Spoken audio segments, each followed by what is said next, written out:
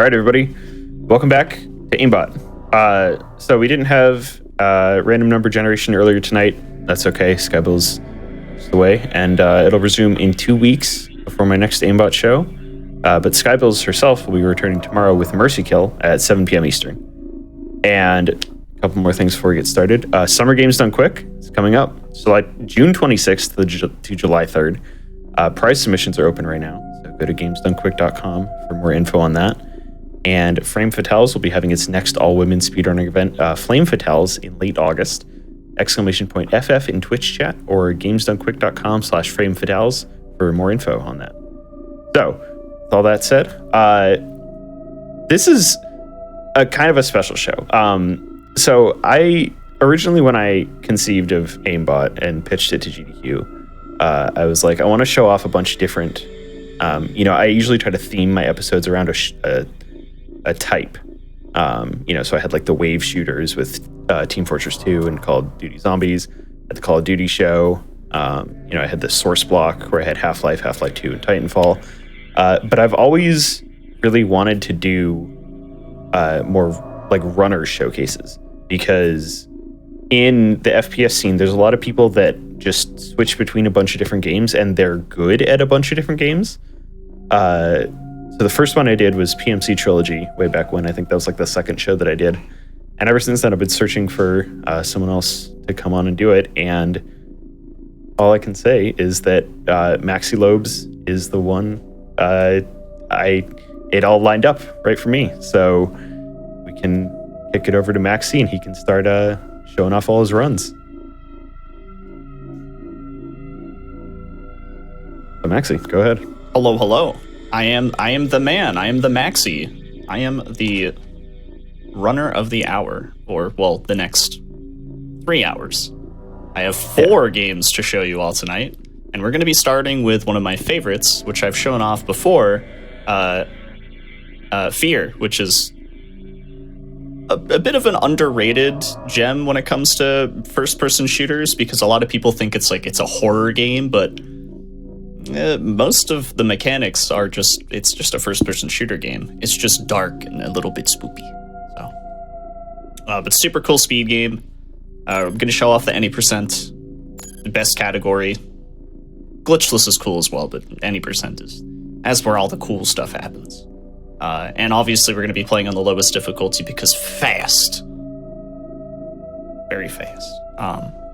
So let me take a nice sip of tea from my Jurassic Park mug. I am just decked out in references. I got my Adult Swim shirt on right now. Got my Jurassic Park mug. I am screaming 90s and early 2000s right now. But yeah, I'll count it down. 3, 2, 1, go. F.E.A.R. First Encounter Assault Recon is what that stands for. For those of you who are uninitiated with the concept of the game. Activity on the satellite, but don't take any chances. Jankowski, you in position? Just say the word. All right, move it out. Like I said, any percent is where all the cool stuff happens. That's where all the cool stuff happens. Stuff like this.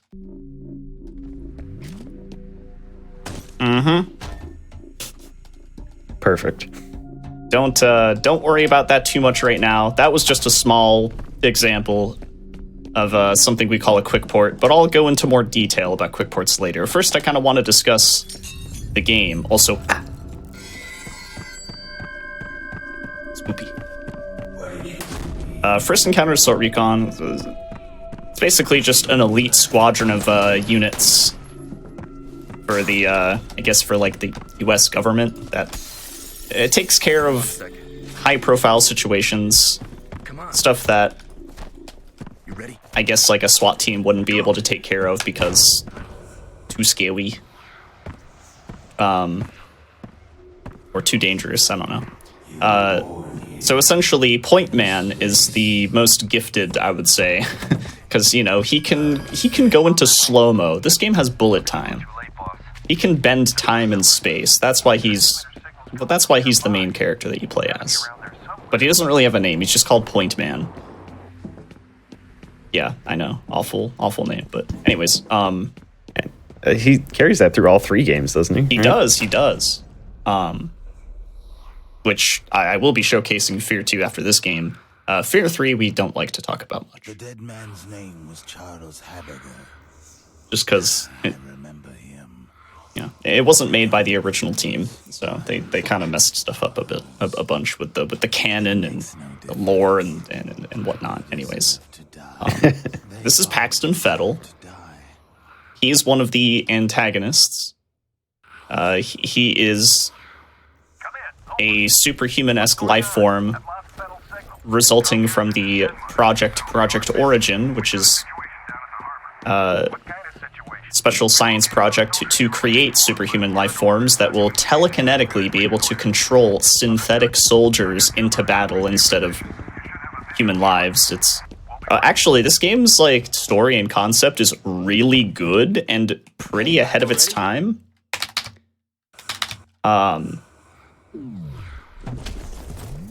There's like a lot that goes into this game. Mechanics, story, like very, very well put together. I would say the only reason why it's an underrated gem is because not a lot of people actually take the time to, they don't take the time to really understand what's going on because, like I said before, it is a first-person shooter game, so that kind of just, that instinct takes over, you know, you're just running around and, you know, pew-pewing and having fun. But there's actually some crazy stuff, some dark stuff that goes on. Yeah, and I played F.E.A.R 3 a bit with co-op because I was like, oh cool, I'll do a scary game one time because I'm not very good with scares, and I feel like it's really difficult in an FPS game to do horror. Okay, in an FPS game like this. Yeah, no, I agree. Because you can be just like looking anywhere and miss it. Yeah. The first-person perspective is either, like, an amazing thing for a horror game, or just it kind of counteracts what the devs actually want to do. Like, perfect example is RE7. RE7 is a game where, in the main game, there's a lot of camera angles that you're, like, not supposed to be able to see stuff in your peripheral vision, but if you set your FOV to a certain number, like, you can see that stuff and it no longer actually becomes a scare, and you'll just kind of be like, oh, okay. So even games like Resident Evil that mean to be scary, sometimes it just kind of falls flat because first person. Which is why a lot of first-person games now do just like jump scares and chase sequences and all that mumbo jumbo. Yeah. Also, yes, I am punching these guys, and they just I was gonna ask, dude. They just drop. Point Man has a mean right hook.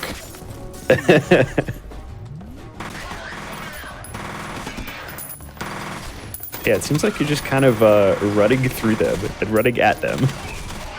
Yeah, they have no chance. I assume, this is meant to be like, whoa, spooky, and yeah, like some levels like are really well paced, where there will be some spooks and then some fighting sequences. This is not one in the speedrun. Oh, I died. That's okay. It's because I didn't heal. This fire extinguisher is very dangerous. Don't play with fire extinguishers. Okay, so that's box boost. That's like the first weird sequence of skipping something in this run, apart from the quick port that you saw at the very beginning. Essentially, the box boost, the reason why that box flies in the air is because when you throw a grenade, or when an enemy throws a grenade in a room, it changes the way that like the properties of random assets, like boxes and bottles and small little things that are kind of just scattered around.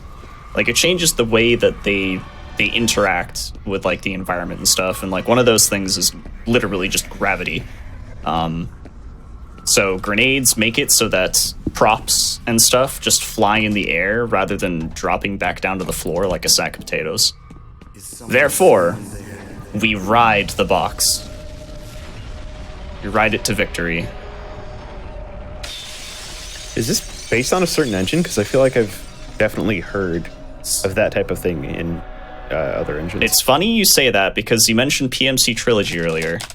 And he is fully aware of the Lithtech engine, which is the engine that Monolith has been using since, its first few games.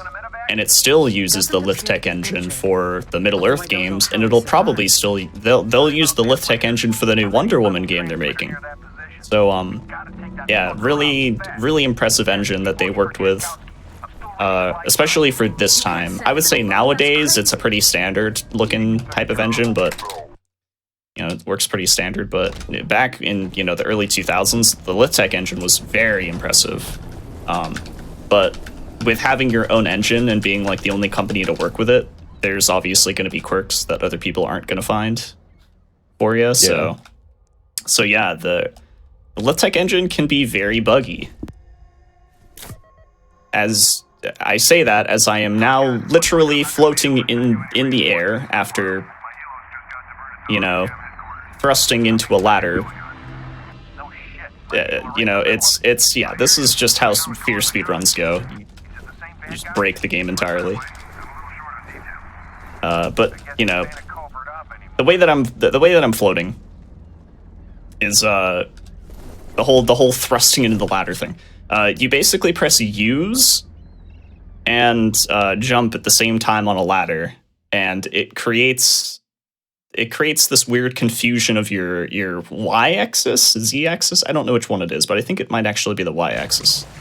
So the game doesn't really know what to do with that property, and it's like, okay, well, I'm confused. I'm just gonna stop whatever's going on. So it's just set to not move anymore. Therefore, you float. Oh, right. Quick porting. I should probably get to that because I just climbed a ladder into the nether realm and then, clipped inside of a room. Quick porting. You quick save twice and then you quick load during that quick save, that second quick save. It essentially just brings you to the coordinates 0, 0, 0 on the level. Sometimes that's really good because 0, 0, 0 will be right smack dab in the middle of a level and you'll just skip a bunch of it. Sometimes it's not so good because 0, 0, 0 will be in the middle of a death plane. So there are a lot of levels where you can't do it, but there's a bunch of levels that you will see me doing it because it's fast. And then we're back to floating. Yeah, the first 5 minutes, actually, no, the first 10 minutes of this run, it's just pure glitchy excellence. I'd like to pick up these things, please. How are you able to tell when you get the ladder glitch? Is it just... There's two... I'm watching you reuse the ladder, and I can't tell. Yeah, there's two different ways of telling. There's an audio cue where you can't hear your footsteps, even if you're walking on a floor. So there's that. But the cue that I use, because I've just been running this game for so long, is the visual cue of... Point Man essentially looks like he's being sucked into the ladder rather than pushing against it. Oh.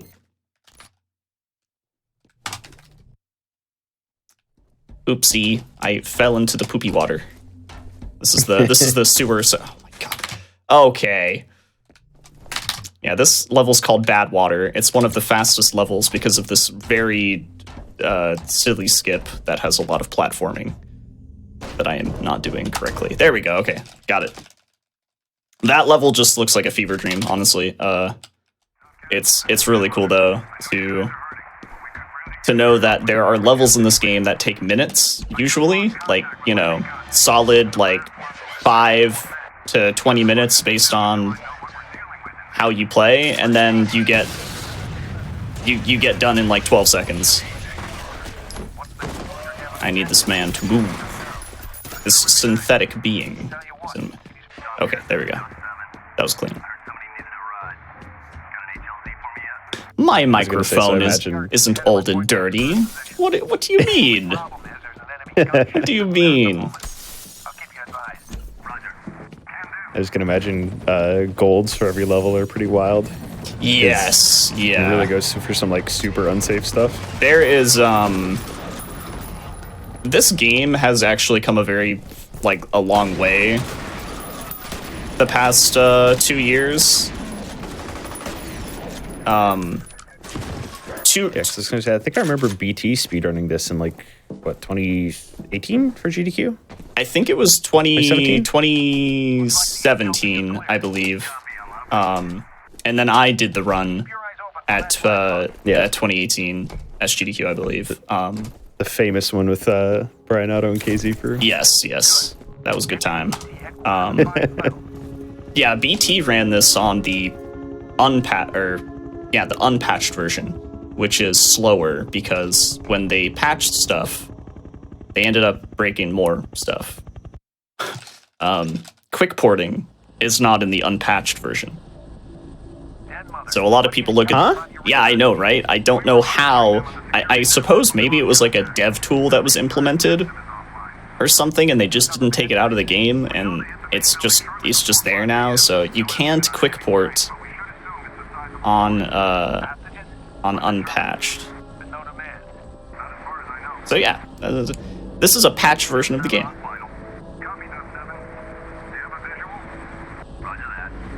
But yeah, this game has come a long way. Like, specifically when I ran it last, the one with Brian Otto and KZ Fruit was 2021. The first time I showed off this game was 2018, and that was with BT, JTB, and an Eternal Enigma. And we also had a random like stuffed animal eel, triple kill. I don't know where that eel came from, but I'm glad he was there.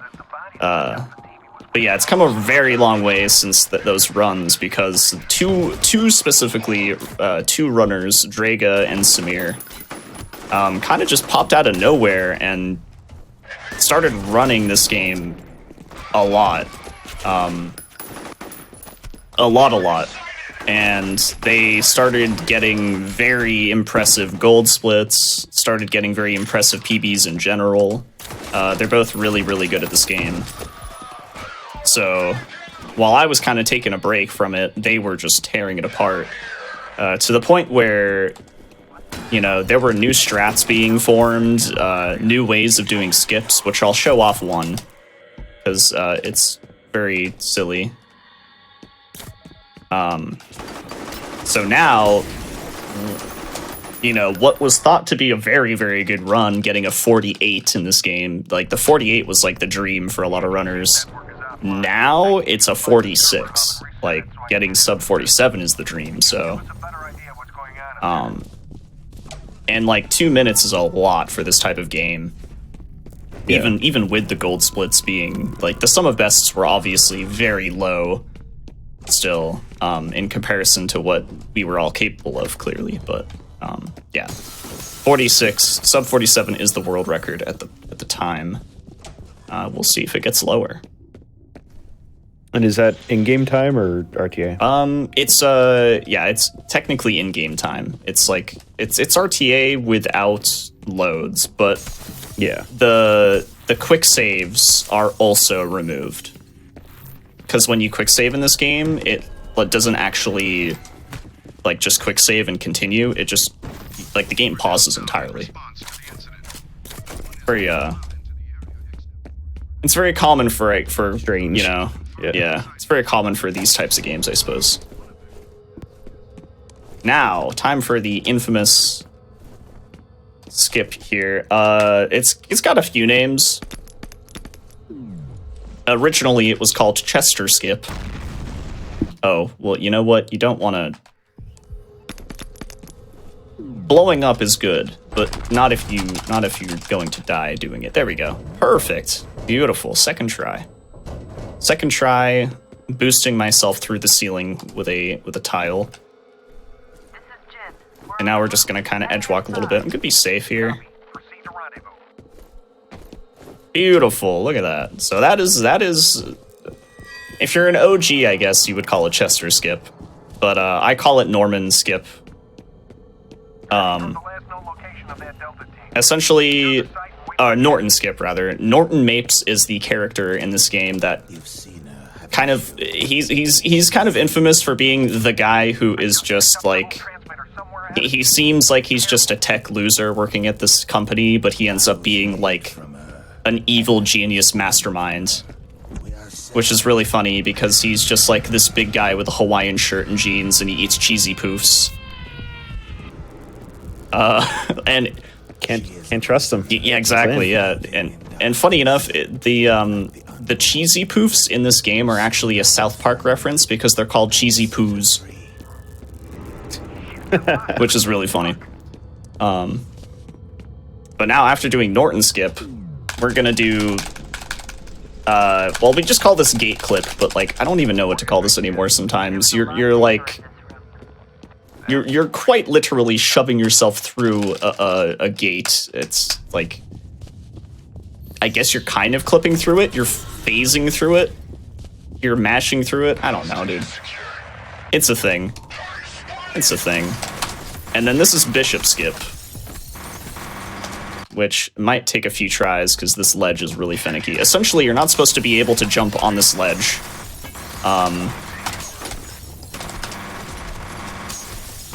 And these guys are making it really hard.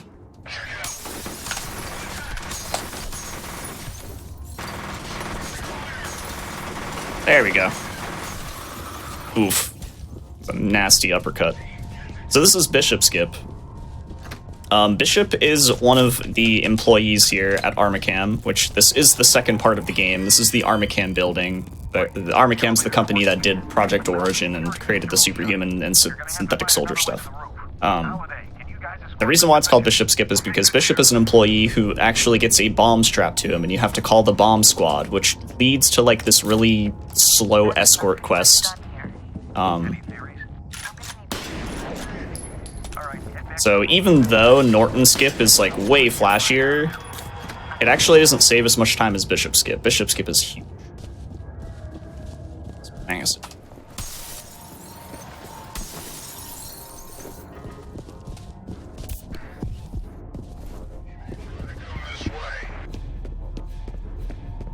And then the rest of this level is kind of just smooth, you know, you just kind of run around and make sure you don't get shot a bunch, which isn't really up to you. That's like the one RNG thing in this game is like, you know, did you get lucky with not getting shot? Like right there, they just shot the barrel, which did massive damage to me. That is just completely random.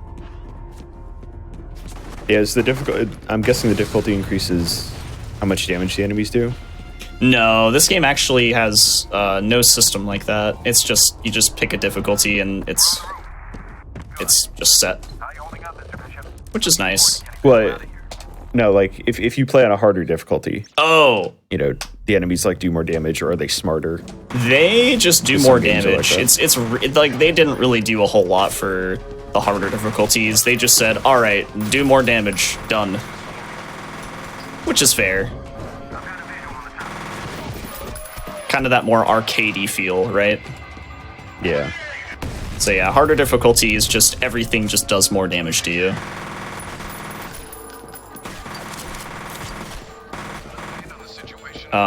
Which makes a lot of skips not possible, because you've seen multiple times that I have to like boost myself through stuff with grenades and you know, blow up the fire extinguisher for box skip and whatnot, and that stuff would just straight up kill you on, even on like normal difficulty, that stuff would kill you.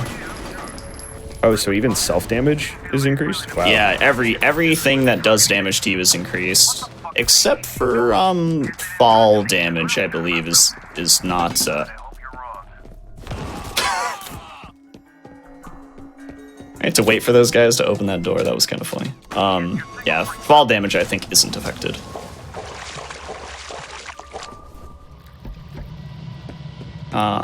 I don't think anyone has actually done a speedrun of like extreme difficulty or anything. Yeah, I was gonna say, I can't really think of any runs that have a category for the highest difficulty. I guess like BioShock Infinite has 1989 mode, but that's about it. Yeah. That's all I can think of. Yeah, when it comes to like the true like any percent. Like, there are only a handful of games that really focus on higher difficulties. Yeah. Sometimes because the game is like programmed to be more consistent on higher difficulties, like RE4 for example, but with games like these, nah. Not at all. I guess the big one is Halo on Legendary. Oh yeah, that's Halo 2. What a nightmare to play on Legendary. Let alone speedrunning it. Those checkpoints are awful. Yeah, I don't know how I got through it. Yeah, same. Honestly. I think a lot of people here can, relate to that. Just really awful checkpoints in early 2000s first-person games. Yeah.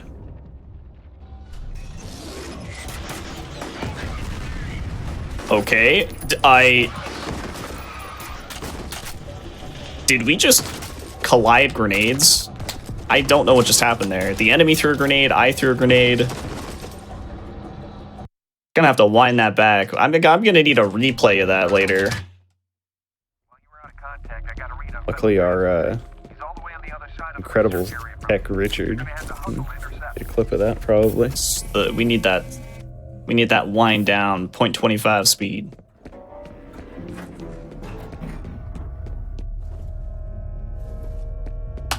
Oh right, yeah, that quick port that I just did.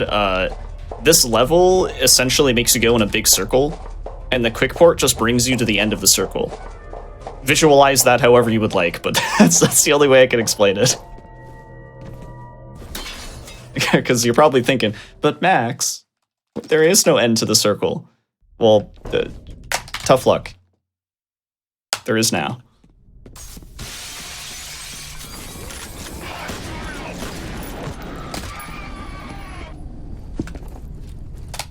Okay, pillar climb. This is a weird one, where you quite literally, as the trick implies, just climb a pillar.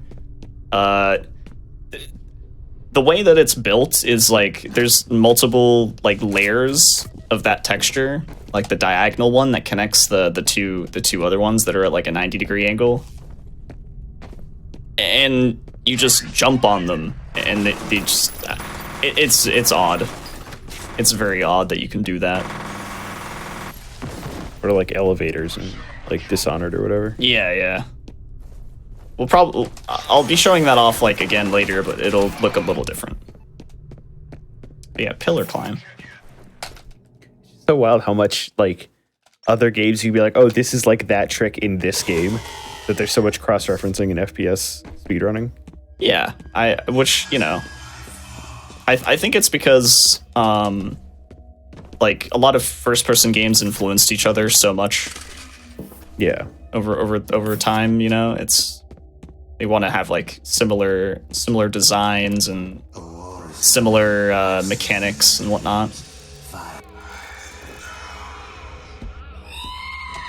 A lot of people think that this game is like Source Engine because it seems like it's very Half-Life-y, which I'm sure, like, you know, that just back in the early 2000s, like there was a lot of games influencing each other, whether it was, you know, Half-Life or TF2 or this game. Yeah, I mean, if you showed me a picture of this game, I would guess Source Engine. Yeah, yeah. If I didn't know. I'm with you there.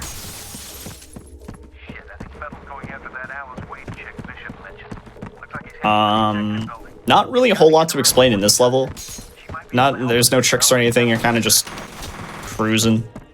Just cruising.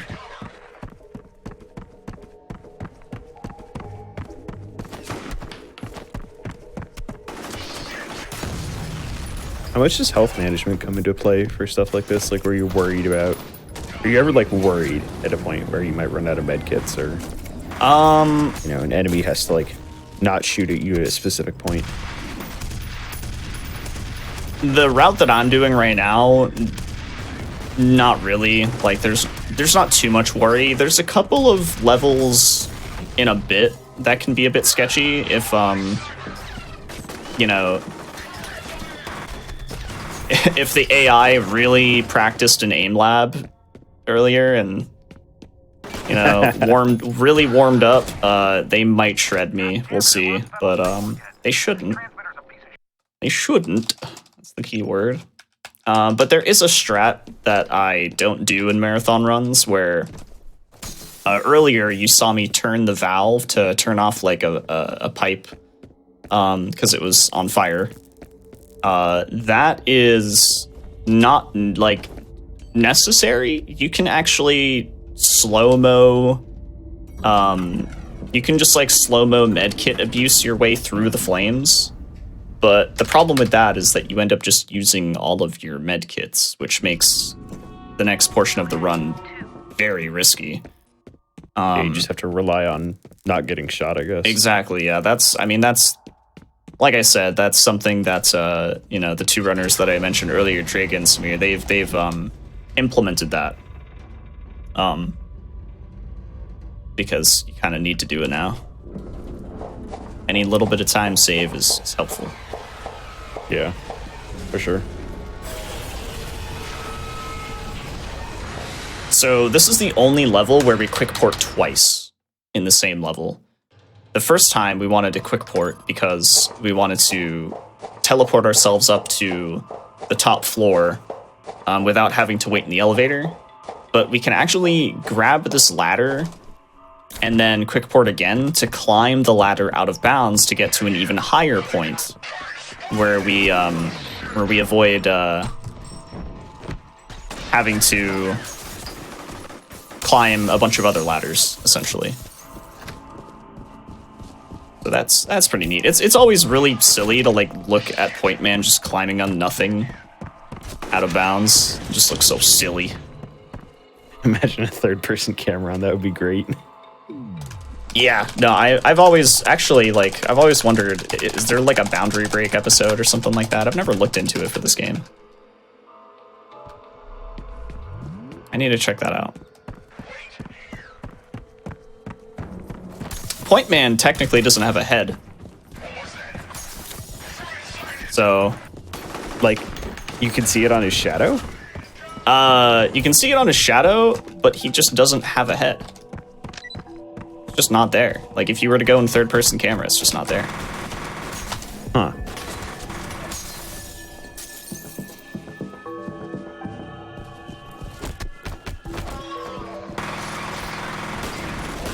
So this is one of those levels where sometimes the AI can really bring their A game.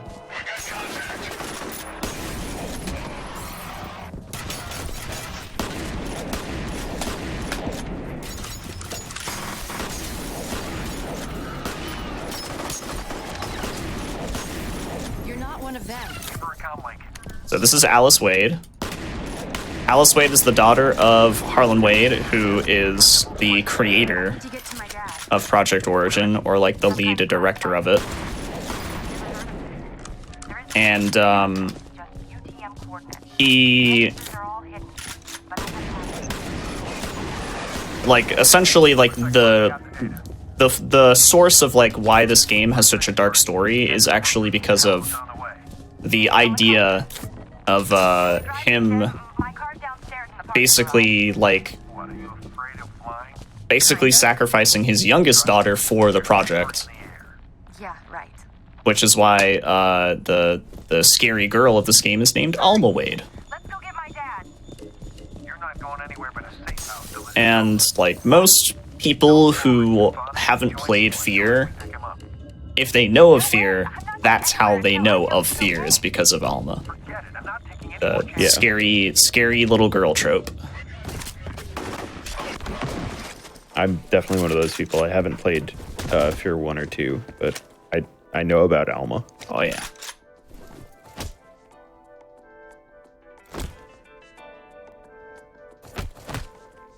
Wake up.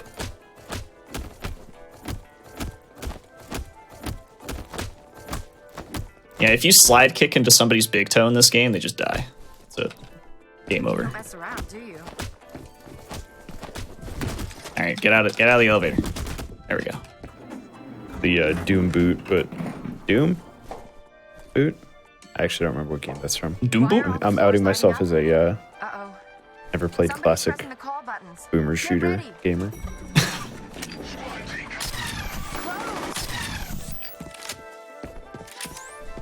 Yeah, no, the classic Doom.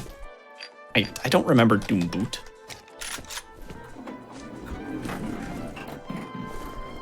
Yeah, there was some power up where you got it and you could just kick infinitely. Maybe it was Duke Nukem. The Duke Boot. Here we go again.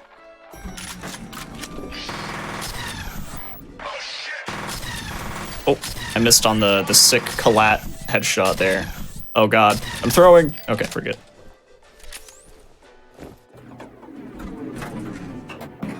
The Duke Boot has a nice, that rolls off the tongue.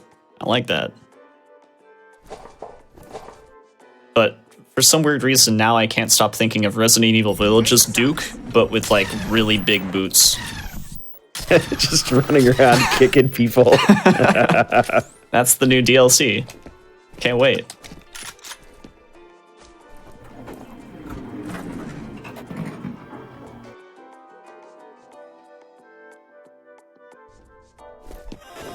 All right, this is like the only time where we do this, where we, Wait here. like, we kind of do this lean into a window, which lets us click a button through the window. Yeah, by the way, this game has lean mechanics. This game's 2005. Like, this game was doing lean mechanics, like, before a lot of other games. Very ahead of its time. Rainbow Six had lean really early on in like Vegas. But Yeah. that might have been after this. That might have been 2007. Yeah, I think it was. There you are. How did Okay. you get separated? I remember the power going out. I'm gonna try and do the new variation of this. I was arriving on the top floor and you were gone. I don't exactly know how it's. Oh, I might have messed it up already. We'll see if it works. Oh my god. This is crazy. I am not waiting here. My dad's in danger. Your dad will be fine. You're the one I'm worried about. Yeah, that's not working. Well, you know what? I mean, it's so funny looking. I'm just gonna keep trying. Okay, let's see. I gotta like get it diagonally or something like I that. remember the power going out in the elevator. No. Then the next thing I knew, I was arriving Or, on the top actually, that floor might work. and you were gone. You should have a visual of the evac chopper. Oh my god. Oh, come on, clip through. This is crazy. I Okay, all right. We'll do it the semi-new way. So usually, like, I would use the box. The box is like the semi-new way of doing this, which is a little bit more consistent than the bottle. Which, you know, if you've seen me run this game before, you would use the chair to try to clip through this window. Oh my god. This is crazy. But now you can do it with the box and the bottle. Dad will be fine. You're the one I'm worried It's... about. I don't know how it works. This way. I don't know how you just slip through. Gotta cut her off before she gets her. That's silly. A part of me wishes that the chair was the way to do it the fastest, but it's not. The chair has been made void due to box and bottle strats. You're doing. As you can see, the bottle's not necessarily something I'm very You're putting yourself in a lot of danger. very good at actually getting, but the box works eventually. Those soldiers are looking for you. If they capture you again, they're gonna interrogate you, and believe me. And there's also a new way of doing this trick. I'll take my chance. Since I've Stubborn little bitch. the last like shown off the game. It's a very weird one, but it's consistent. You practice it. Stubborn little bitch. Stubborn little bitch, isn't she? There we go. That's the laptop boost. I'm not. You can't really call it a boost. It's more of a teleport, but like essentially that is what it's doing. Like the laptop, you're flipping the laptop, and the game just flings you in a direction so fast. Like it doesn't actually understand at all what's happening, but that is the result. You get teleported to the second floor.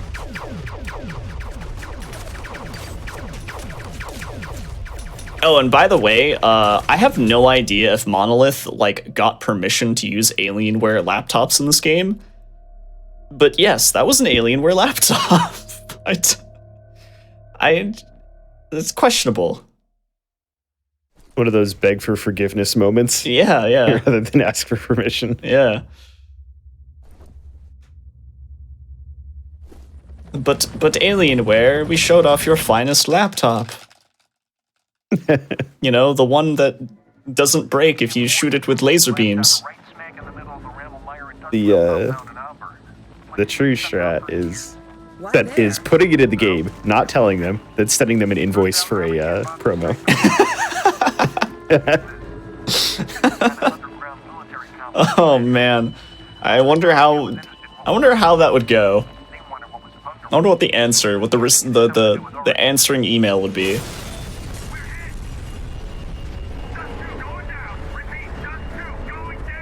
Right, that was the end of Armacam building. This game, I always say that this game goes by 3 different sections. The first section is the water treatment plant, where you first go after Paxton. And then after things go down at the water treatment plant, the Paxton and his you know, his bodyguards, I guess, they go to the Armacam building. So you go to the Armacam building, and then after the Armacam building is done, you go to find the secret underground laboratory. That is the 3rd section of the game. But the 3rd section of the game is kind of split into trying to find the underground laboratory and then actually being in the underground laboratory. So and this is the part where we're trying to find it. It's in this kind of downtown section of this city. I don't remember what the city's based off of. I don't remember where it's supposed to be inspired, or what it's inspired by, or anything like that, but...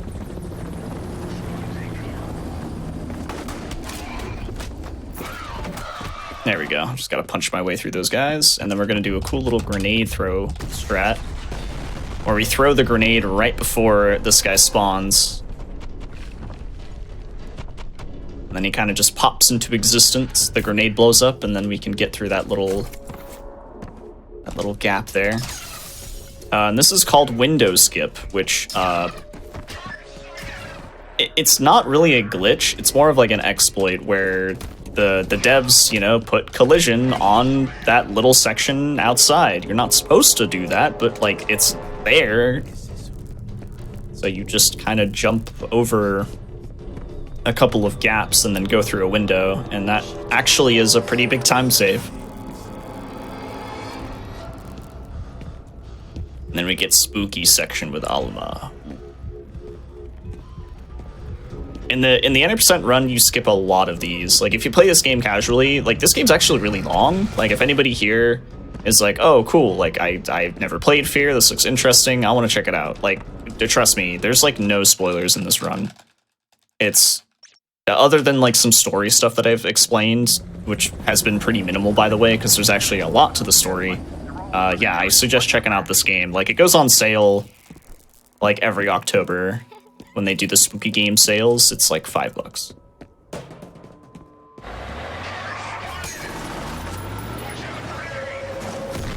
Very worthwhile to check out and experience. Yeah, now you got me checking if I either own it already or... I think on Steam, if you want to get F.E.A.R 1, you also have to get F.E.A.R 2. It's one of those like weird combo deal things, but I believe you can get F.E.A.R 1 by itself on GOG for like $10. Okay. So I just checked. I have F.E.A.R 2, but not F.E.A.R 3. Or sorry, F.E.A.R 1. That's interesting. What the heck? Yeah. Well, did you get F.E.A.R 3 like a while ago? Yeah. So if I recall correctly, F.E.A.R 1 used to be standalone, while F.E.A.R 2 and 3 were in a bundle, and then they kind of switched it up and made all of them in a bundle. And now you can't get F.E.A.R 1 standalone. That would probably explain why.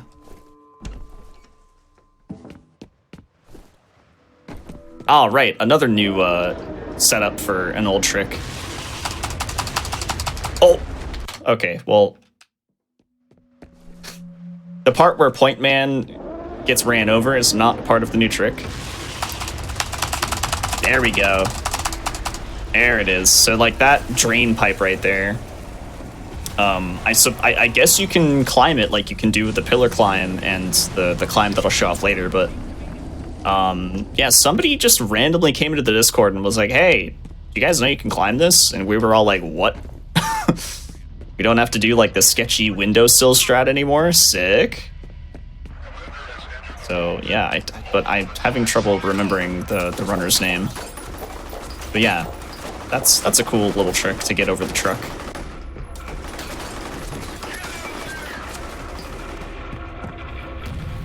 You saw me fail it once, but that's because sometimes I forget that you have to mash.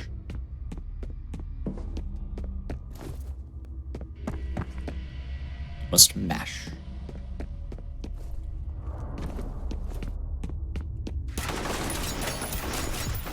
Here's another sketchy room because the big silver armored guys. There's one at the bottom of these stairs that can get in the way. He's gonna let us through. Oh, let's go, dude. He gave us the pass. It's like that Drake meme. She's close now. Wait, the what? The Drake meme. Is strong here. Oh my god, I was thinking of that dude in sunglasses that was letting people into the club, not that. Oh, that one's actually better. Yeah, that one's better. That's a better example. Yeah, I was like, that's not the rapper Drake or Drake from Drake and Josh. Yeah. Point Man on world record pace? Nope. Point Man on marathon run? Go right ahead. Patrol cars are approaching from the west. I got a feeling this situation is about to blow up. Oh, it's not just Aqua Teen Hunger Force. It's actually like a bunch of OG Adult Swim shows. We got Space Ghost on here, Metalocalypse, Home Movies, C-Lab 2021, which is past 2021. C-Lab 2021 is no longer a look into the future, which makes everybody here feel older, and I apologize. And then there's like the Venture Brothers, yeah, the Monarch. The Monarch henchmen are also on the shirt. Time for what we call lapdog skip. Okay. Breaking the ankles is not part of the skip. Here we go. This should be a better... There we go. Good, good, good. So essentially, you jump forward, and in midair you quick port, and then you land on this ladder to avoid breaking ankles. And then the next part of the skip is you're going to do the floating glitch, but while you're doing the floating glitch, you're actually going to... Oh, did this work? I don't think this worked. There we go. Now it did. You're going to weapon swap while you have this the weird blast cannon-y weapon out. You're gonna switch to the shotgun. Funny enough, while you're doing the floating glitch, if you switch to a weapon, it'll switch the bullet values of those weapons. So right now, I'm shooting shotgun bullets, and shotgun bullets don't have AoE. Therefore, I can shoot the gravity cannon thingamabob, which does have AoE originally, and it won't damage me because the game thinks I'm shooting shotgun shells. That's one of the crazier skips in the game is lapdog skip, because you're kind of doing like this really technical... You're doing this really technical quick port.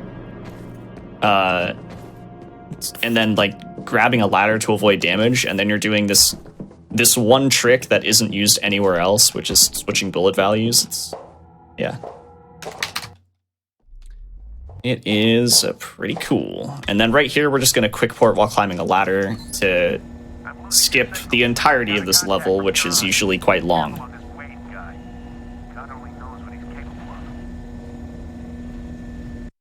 And that is how we get into the underground lab,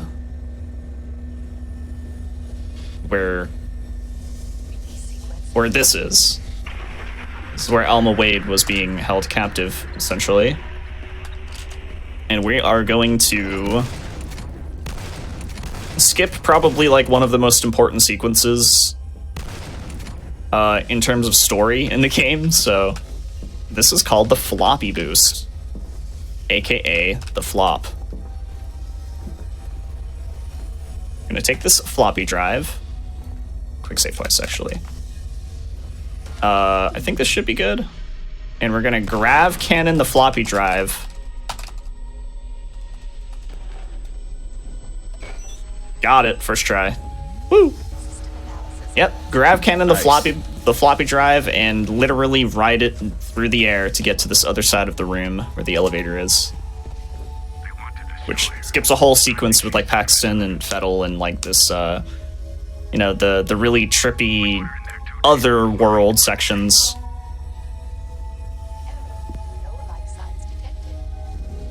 She died 6 days after we pulled the plug. And then you get, you know, the cool sequence. This is how it ends.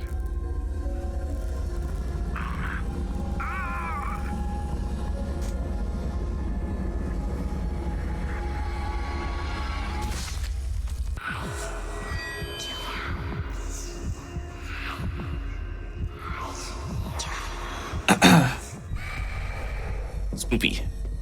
Oh yeah, this is what Alma does. Alma just literally just burns you until you are just skeleton. It's a little overpowered. I personally think that Alma could have done with a nerf.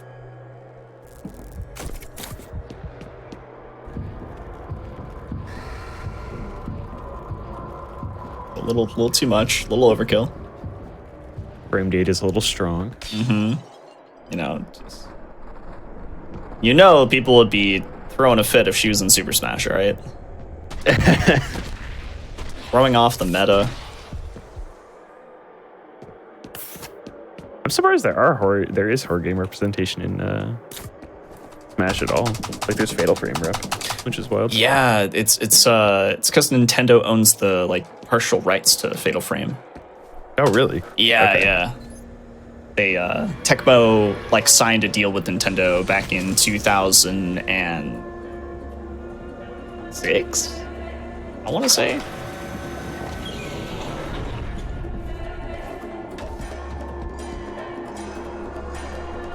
But I think Nintendo are kind of like chill on that stuff now because Fatal Frame 5 came out for everything last October. Which was really nice because it was stuck on the Wii U for a really long time. And like, who plays the Wii U anymore? Not me, I don't have one. But if I did have one, I would be playing that game on it. Probably only that game. You still have yours? I think a lot of people still have theirs. There's no reason to really like sell it or throw it away or anything like that, but Yeah. I think the only game I played on it was like Hyrule Warriors. Hyrule Warriors is pretty cool.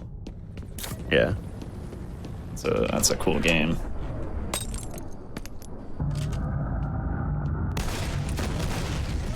Oh.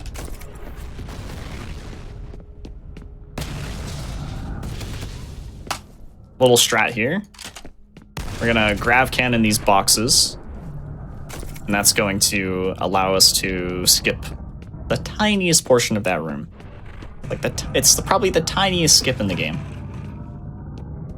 but it's nice.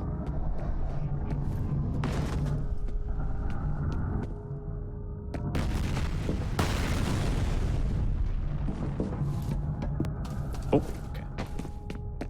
Yeah, this is the end game, by the way. This is where Alma's, you know, at her most powerful, and these strange apparitions are forming and spawning, and you gotta kill them and stuff, and it's all wild and crazy.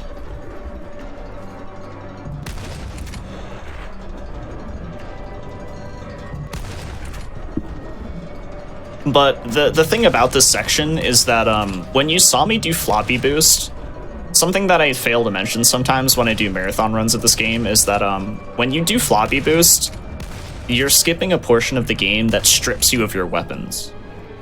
So you're not actually supposed to have a full like weapon loadout right now. You know, so that room that I just did, like, it looked really easy because it's not supposed to be like that. You're supposed to be, I think you're stripped down to like a pistol and a submachine gun or something like that. So, all right, we gotta skip the hug. No, no hug. Alma Stinky.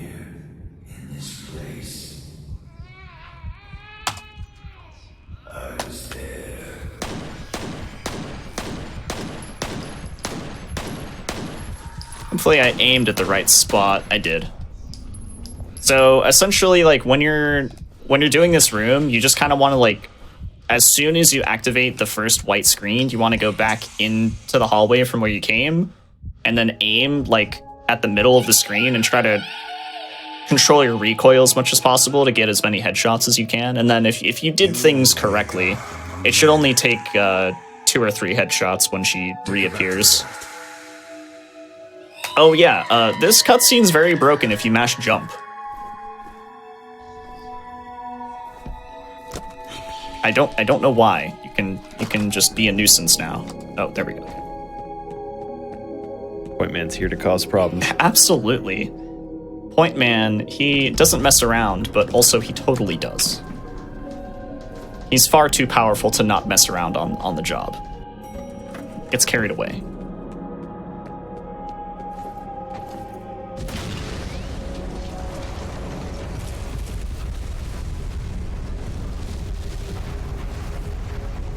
Now, there's a couple of Easter eggs that I want to show off. Not Easter eggs, but like funny little references. If anybody here has played Condemned, which is by the same dev team, that Griffin Tires poster is the same one from Condemned. There's like quite a few props and assets that they used in both games. But like that's one of the silly ones, is the Griffin Tires. Oh, right, and this is going to be time in, like, 3, 2, 1, time.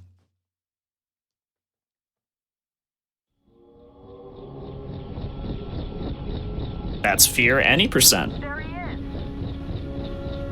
It's nice and snappy. It's got a lot of cool tricks. Not too difficult to learn, actually. Just difficult to master because a lot of the skips take quite a bit of practice to get used to. Yeah, I'd imagine that ladder clip is probably one of the bigger things to practice there. Or the ladder glitches. Yeah, the floating glitches, the quick porting. Yeah, there's a bunch of skips you got to get used to. So it's one of those games that's pretty easy to pick up because, you know, the community is pretty active and we've got a good Discord, but definitely just takes a lot of practice. When I first learned this game, that's what I had to do. I had to sit down and just practice a lot. Like, this is probably one of the games I've practiced the most, not just because I've ran it at GDQ a bunch. Like, it's legitimately, you just have to really keep up with it. Yeah.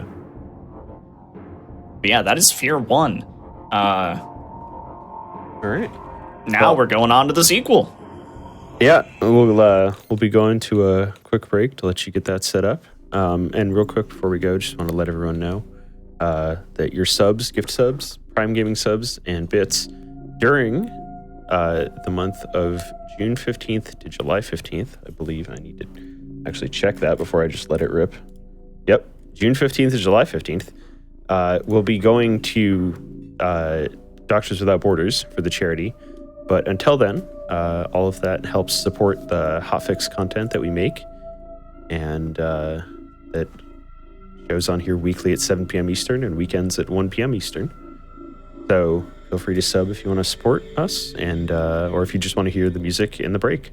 So we'll be right back, quick break, and we'll be back with F.E.A.R. 2.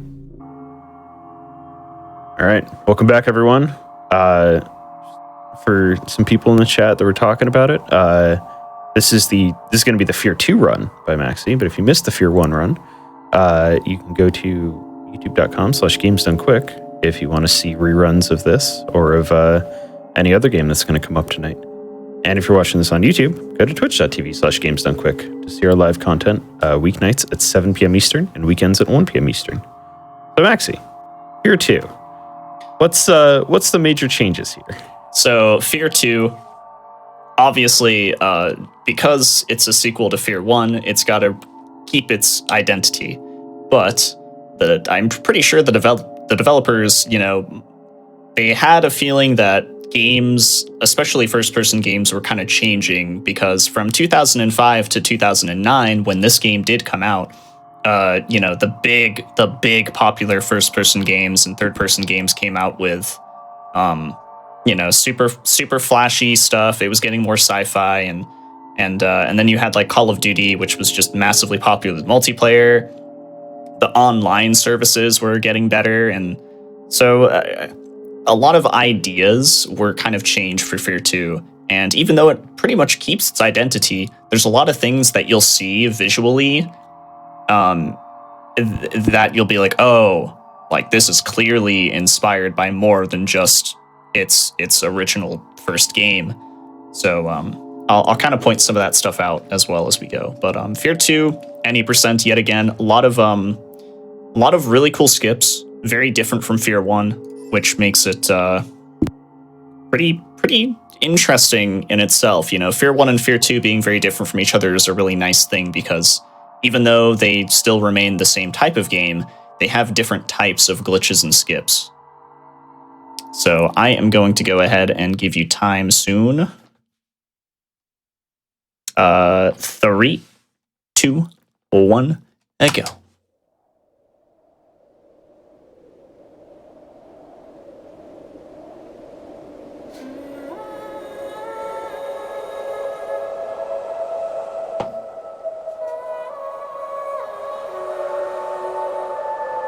A little stretchy here. But yeah. I suppose I should mention that F.E.A.R 2, unlike F.E.A.R 1, was created for consoles and ported to PC, whereas F.E.A.R 1 was made for PC and ported to consoles. So that's also another reason why this game looks and feels different.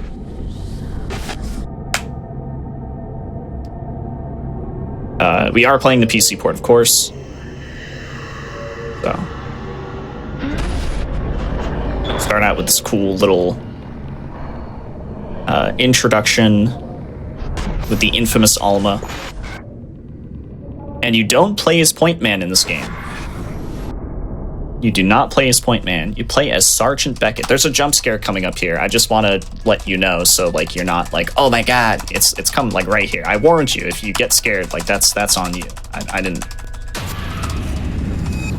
Yeah. But yeah, you play as Sergeant Beckett in this game. Sergeant Beckett is also a part of the First Encounter Assault Recon, sort of. He's just like a different squadron. He's a different squadron. And he's part of like a different team. But they're basically the same thing though. Like there's no real big difference. They do the same kind of stuff. Just this squadron does things on a lesser level. Private elevator to Aristide's penthouse, but it's been locked down. I'll need a minute to override the system, unless you'd rather take the stairs. Fuck that. Very spoopy. Somebody sure bled out fast. Probably took one to the aorta. You think it was the carotid of the subclavian? Yeah, right off the bat, here's something that you can probably see being like, oh, they added this because it's more of like a modern gaming kind of thing, the vaulting mechanic. Not only that, but also sprinting. There is a stamina. There's a stamina bar at the bottom left there below the health. There's a stamina system. So that is another thing that is really easy to point out and be like, oh, okay, another decision that is kind of more in line with how other popular first-person games were at the time. Even the gun design, you can tell, you know, like the flashy colors on the parts of the gun Body armor stopped most of the rounds, Top, but and whatnot. got through. You know, the sights and Not good. It looks very Call of Duty. yeah, no, it's super obvious. But they also got I like how that was already mentioned. Yeah, the voice of Cortana. There's actually a bunch, like, because F.E.A.R 1 and Condemned did so well, Monolith were able to kind of put a little bit more cash moolah into the production. So F.E.A.R 2 actually has a lot of really good voice talent. Check your targets, people. Nobody shoot at If you look up the list, you'll be like, oh, that's I know he was in this game, or I know she did the voice for this game, yada yada. Hoist them! Also, I'm okay. I was gonna say I'm looking at this trying to find the stamina bar, and I could not find it. But I guess it was invisible until you started sprinting. Yeah. Ah, I messed up the skip already. No. Okay, here we go. There we go. I got it. So that's the first skip of the game. It's a really minor one, but it's interesting because it kind of shows you like how out of bounds stuff works in this game and how it affects the lighting and stuff. The lighting is super important when it comes to the out of bounds stuff. You'll see a lot of that come into play later.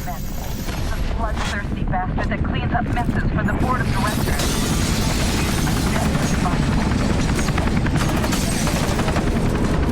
But yeah, because there's a stamina bar in this game, you have to manage it. Because, you know, you want to be able to sprint as much as possible, but you only can sprint for a certain amount of time.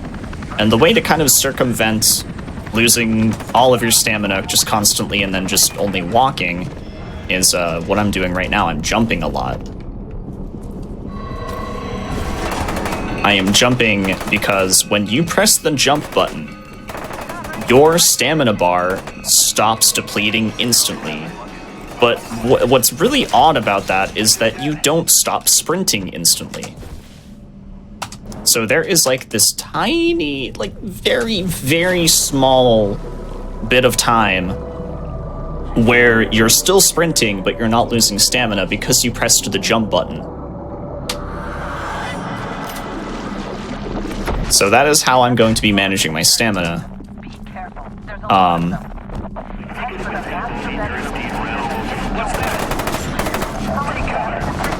I won't be doing it all the time. Like, you'll see me doing slide kicks. Slide kicks also are pretty good for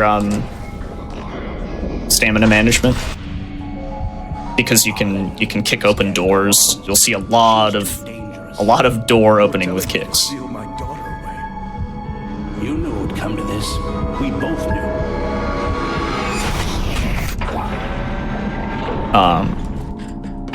But kind of more so, like, let's touch on the whole F.E.A.R 2 thing. Like, you're playing as Sergeant Beckett, and you're trying to apprehend Genevieve Aristide. Genevieve Aristide is like the CEO of Armacam. She knew what was going on with Project Origin, and she is a very bad person.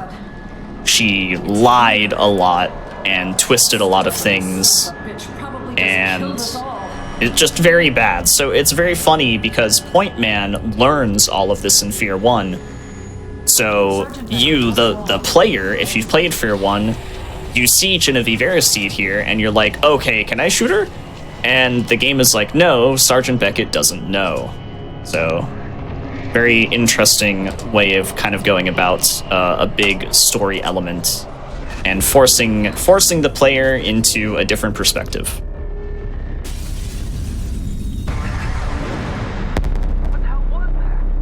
And if you saw the F.E.A.R 1 run just now, you know that it ended with a very large explosion. This is that explosion. I was gonna ask. This is the same one. Yep. So that's the nice thing about F.E.A.R 2. It is a direct sequel. There's no time gap. It is a direct follow-up.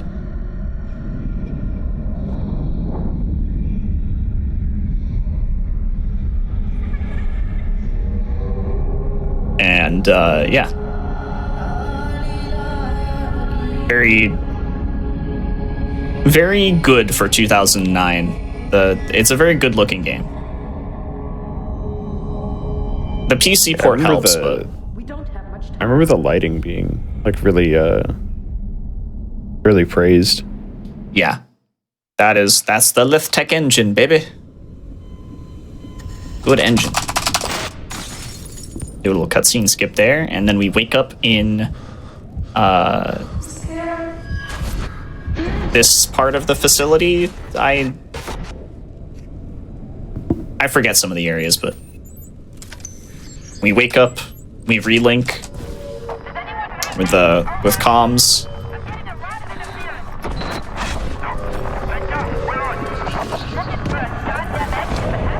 When we make our way back through the building. So it, like, you know, I explained how Paxton Fettel and like Point Man are results of Project Origin and whatnot. In F.E.A.R 2, because you aren't Point Man and you're Sergeant Beckett, the explanation behind Alma being able to sense you is that Sergeant Beckett was a part of a project called Project Harbinger, essentially to try and create not like superhuman soldiers, but you know, it's a part of the whole synthetic soldier creation, like trying to create the synthetic soldiers but also have the base of the most powerful soldier that they could possibly, you know, create. But the only way to do that is with actual, like, already alive human beings, so they did a lot of cruel testing and whatnot.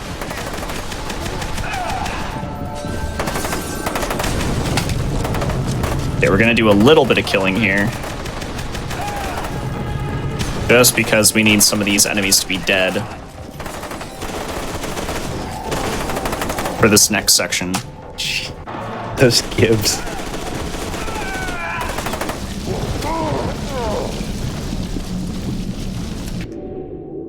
And then we're going to reload the checkpoint here as soon as we hit the button.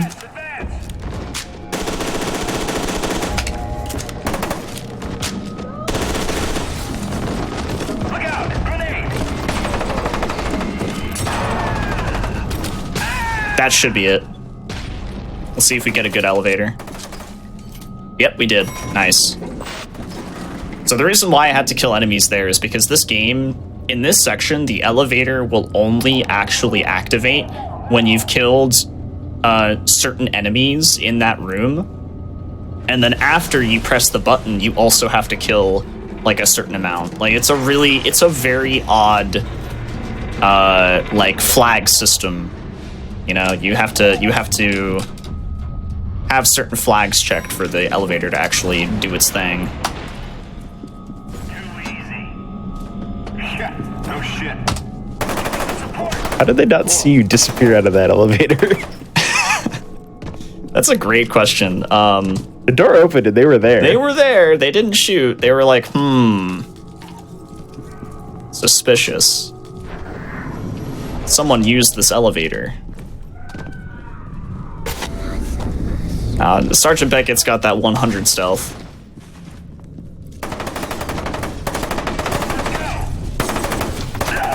Nice. Okay, we got the slide kick through the door to kill the shotgun guy, because we do need the shotgun in this game. The shotgun in this game is not as it's not as much of an instant kill as it is in F.E.A.R 1. Like in F.E.A.R 1, even on extreme difficulty, you mop the floor with the shotgun.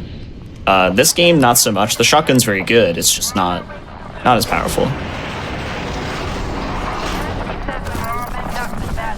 Which does make it less satisfying.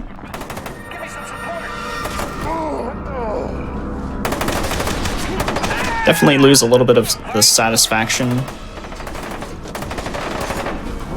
But it serves its purpose in the run.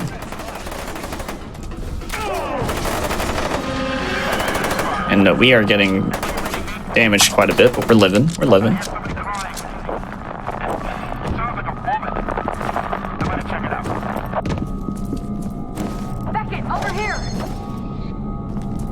Must have been the wind. Yeah, throwing a cheese wheel right at somebody's face. Must have been the wind. Come on, we don't have much time. Into the chamber. Hurry! Alright. Doc, this thing isn't gonna sterilize him or anything, right? That would be the least of my concerns. Also, because this game has a little bit more downtime, I can kind of like... kind of chill in between certain sections. F.E.A.R 1, it's like...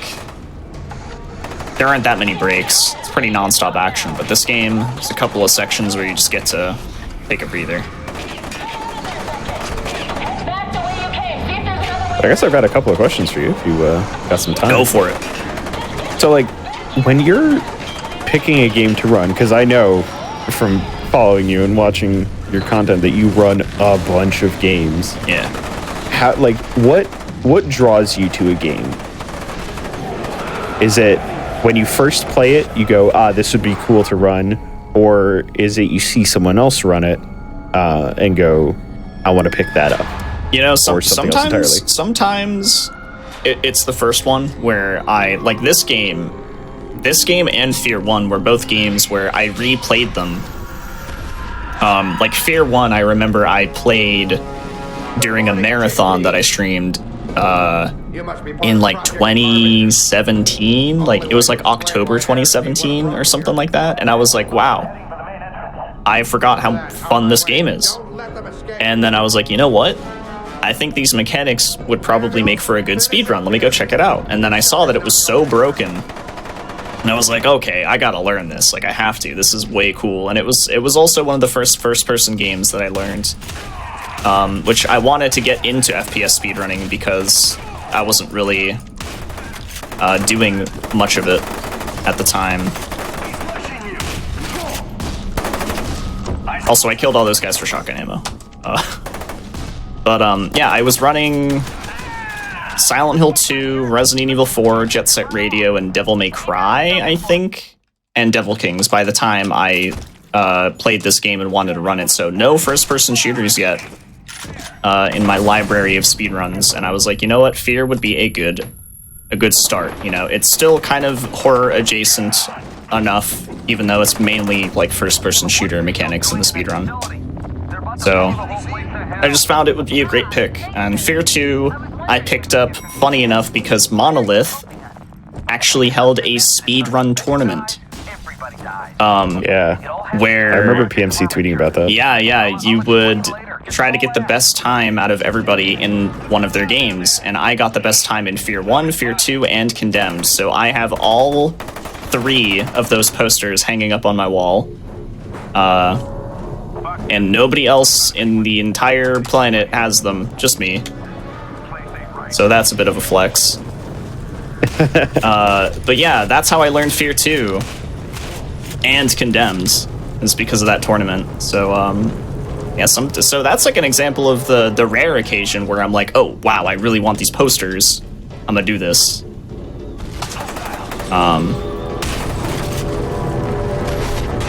And then, like, there's a couple of games where I saw other people running it, and I was like, dude, I want to learn that.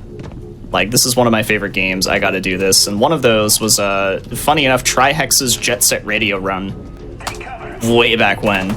I was like, yo, Jet Set Radio? This is one of my favorite Dreamcast games of all time. I have to learn this. I've got to. I was going to say, nowadays, you tend to primarily stick to horror, yeah? But yeah, I think as of late, late, a lot more mishmash. As of late, it's definitely been horror, but I over the years, like since 2018, 2019, I've kind of tried to mix things up because even though I tend to stick to horror games, there are certain, like, I guess genres, or not genres, like categories of speedrunning that I would like to run a game in. So, like, I want to try a little bit of everything. I want to try, like, a fighting game eventually. I want to try, like, a racing game eventually. You know, a proper, like, turn-based RPG. Or, I was going to say, I was rechecking our DMs, we have messages about speedrunning Beautiful Joe from like 2020. Yeah, Beautiful Joe. Well, okay, Beautiful Joe is... That game is literally... Like, people don't believe me when I say Beautiful Joe is probably the hardest game I've ever learned to run.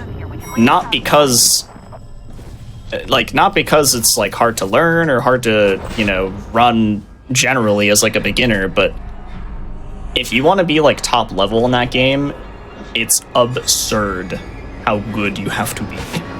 It's mesmerizing to watch, like, Teaminator play that game. Yeah. But yeah, like, a little bit of everything. So that's why, like, I run Shenmue, because I wanted to run, like, a really kind of, like, chill, like, life sim kind of game that is kind of like an RPG, but also Virtua Fighter and drinking orange soda. You know, it just kind of hits that category that I want to fulfill. And then I run a Musu game. I run Devil Kings. Like, that's that category fulfilled. I just kind of want to run a little bit of everything. And then, like, Return of the King, which I'm running at SGDQ coming up here in less than a month. I picked that because I wanted to run a movie game. You know, that's that category filled. So I'm kind of on this quest. I'm on this quest to run games from, like, every little category of gaming in general. Yeah, that's really cool. I definitely admire, you know, and that's part of the reason why I wanted to get you on to do this runner showcase, because, like, outside of the wide variety of FPS games, you just do a bunch of other games. So yeah. I always think it's really, like, people who can be good at multiple games and multiple styles of game at once just impressed the heck out of me, because I was a one game Andy for the longest time. Those were good times, though. I watched those times quite a bit.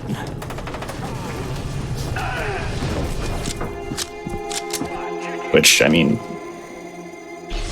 Borderlands 2 is being ran at the event. Yes. Up in less than a month. Yeah. Oh, I'm so stoked for that. It'll be pretty cool. Deceptic's showing off geared UVHM is going to be incredible. Yeah, I've never watched that category, funny enough, so... It is both not at all and exactly like every other Borderlands run. Yeah, I'm expecting things to just be fast, like faster than probably what I'm usually used to with Borderlands. Yep, ludicrously broken.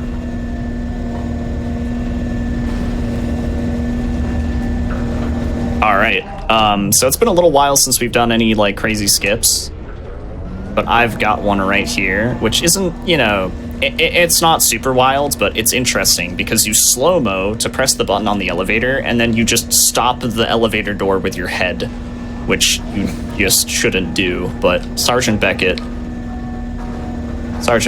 does not care. The absolute mega mind being here.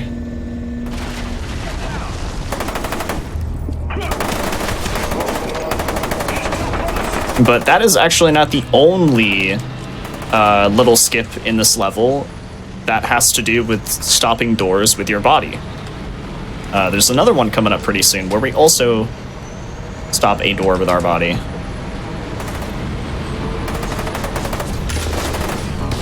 We just gotta wait for this and go. Okay, we should make that. That's good. Slow mode there just to get past that door as it's swinging open.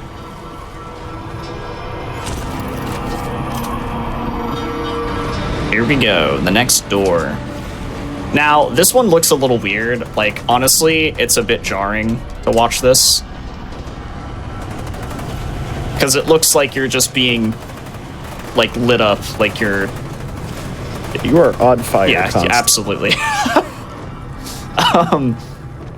But it's a good thing, I promise. Get to save time. Yeah, that one looks a little bit weird, but that is like the last little skip of the game, or not the game, of the level.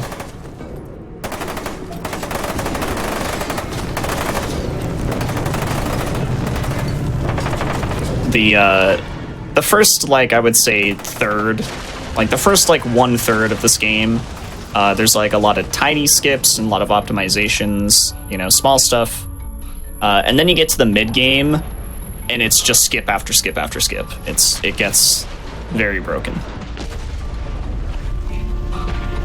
Yeah, I was noticing so far that like this seems very distinctly different to F.E.A.R 1, where, you know, F.E.A.R 1 is just broken right off the bat, and this seems like it's a lot more methodical. Oh yeah, it takes a little bit of time to get going. Absolutely, yeah. And like it's funny because when I started running this game, like when I did the monolith contest, none of this existed. This game was very, very free of skips, and a buddy of mine and fellow horror game enthusiast Hippo helped find a bunch of these skips. Sergeant Beckett, I've been looking over my data. I suspect what happened is that Alma A became bunch. aware when you entered the TAC, and now she's drawn to you. We've actually had this question a couple times from chat, so I'll bring it up. Which F.E.A.R is your favorite? And I have you run F.E.A.R 3. I have never ran F.E.A.R 3, and the only reason why is because I just don't like it enough. It's very rare that I'll run a game that I just don't like that much. With the couple of exceptions where like they're just meme runs. Yeah, of course. I would say F.E.A.R 1 is my favorite game overall as just a game. I also think it's probably my favorite of the two to speedrun, but as of late, I have liked this game more, just because of how much new stuff has been found for it. It's so much. It's such a better speed game now after all of these discoveries. So many minutes taken off by like really just interesting skips. But yeah, I would say F.E.A.R 1 is the one that I would suggest if anybody wanted to play F.E.A.R in general. I know there skips a lot of like small optimizations here and there, or is it like, you know, you cut off half of a chapter or a level by doing this one weird thing? Yeah, so the new skips in this game are more along the lines of just skipping huge portions. There's a couple of new ones that are small, but you'll see the big ones. There's a big one coming up right now. Can this guy? Okay, all right. So those, they're biting your yeah, ankles. those creatures are Project Harbinger creations, but they're failed creations. They're essentially like given the serum, and they have like a bad reaction to it and become these weird creatures instead of what Sergeant Beckett is, essentially. But this skip involves stopping another elevator with your head. And what we're gonna do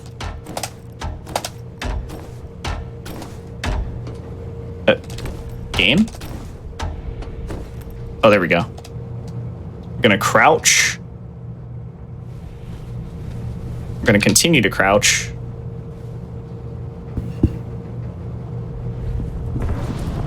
I don't think this worked, but we'll see. We shall see. Yeah, it didn't work. Okay, that's fine. It's actually faster to reload from here. But what I'm trying to do is I'm trying to jump crouch and wedge myself so that when I continuously crouch like I was doing, we actually clip through this little portion of the elevator wall. But it's a little tricky. Oh. That should be it. I'd be surprised if this wasn't it. And now we're gonna crouch and... No! Oh, it's so close. It's so close. I was wondering whether it was crouching under a trigger or setting your height to get under something. Yeah, we're trying to literally just phase through the floor right now. Third time's the charm, maybe? Nope, not quite. This one's... So this is one of the newest skips that was found by not Hippo, surprisingly. Hippo's found like almost every other skip, but this one was found by Matt. who that guy. took a liking to this game recently and has record currently. I wanted to go back and beat him, but I just have not had the time. Okay, this might be it. Ay. Come on. You got this. I believe.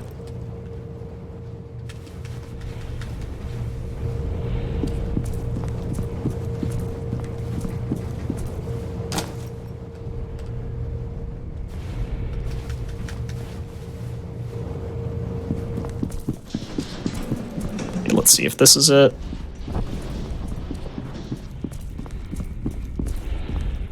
Nope.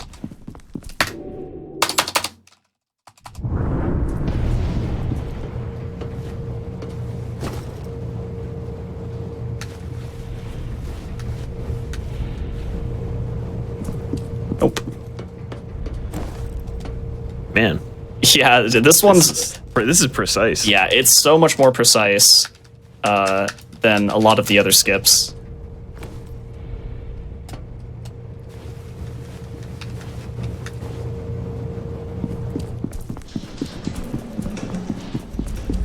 I have a good feeling about this one. Yeah, there it is. Boom. Phase right through the floor. And if you do that first try, you're saving like 3.5 minutes or something like that. It's kind of massive. Right there, I probably didn't save much time, but it is finicky. Even with practice, that skip can go very wrong. And it is precise. It's more precise than many other skips in the game.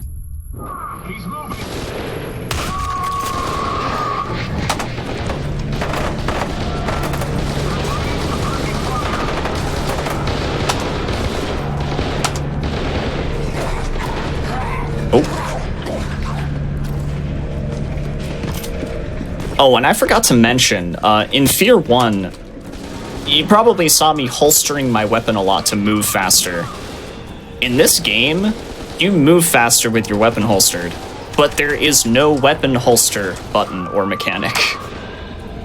I don't know if that was just, like, them forgetting.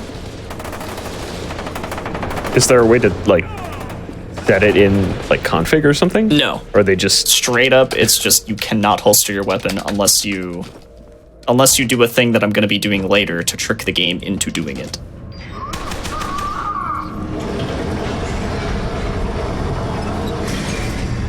Which is silly, to say the least, but yeah. Yes, very so if anyone's wondering, like, why does he have his weapon out this whole time? I thought you were faster with it holstered. Well, you are, but you just can't do it in this game. It's just how it is. That's just how it is. Oh.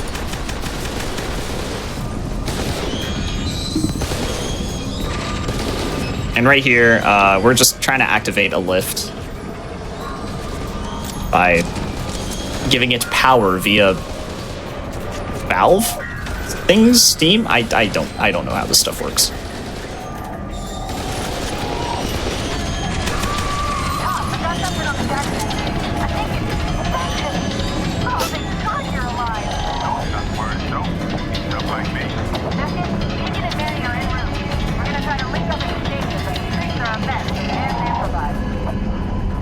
So I actually have no idea how that skip was found. Every skip that was found by Hippo, I have a better understanding of how it was done because just Hippo and I actually like communicate. Whereas like I don't know Matt that well. So he just kind of found the skips and was like, "Hey, I found this," and I was like, "Huh." Okay. Good job. Shows up in the community, drops a giant skip, and leaves. Just, there you go. All right, see ya. Yeah. Kind of how it went.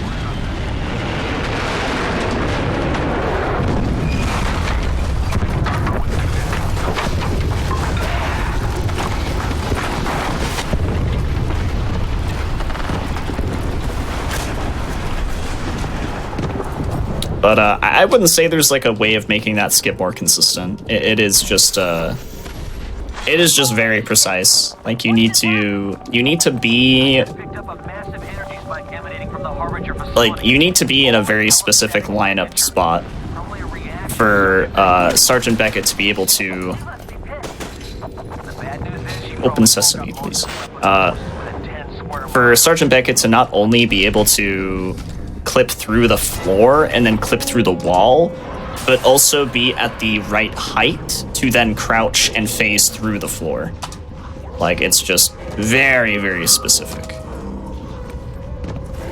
Which is why I'm, like, shocked that it was found. Because Hippo did toy with that elevator for quite a bit and found nothing. So... But, you know, when it comes to games like these, sometimes it just takes multiple people trying things out. Takes more brains put together. Shit, what's your location? Come to Wade Elementary on Sycamore Highland. Oh, that stupid bitch. God damn it. And you know, really that's what a lot of the speedrunning communities are about. It's just, hey, what if we had this weird thing? Oh, cool, I found a method for it. Pretty much, yeah. And like sometimes nowadays things are laying dormant for so long.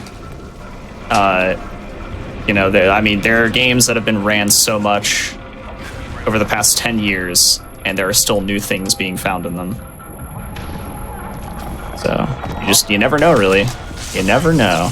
Wait, come back. What's going on, Pop? Something's wrong with me. Help, I'm going after him.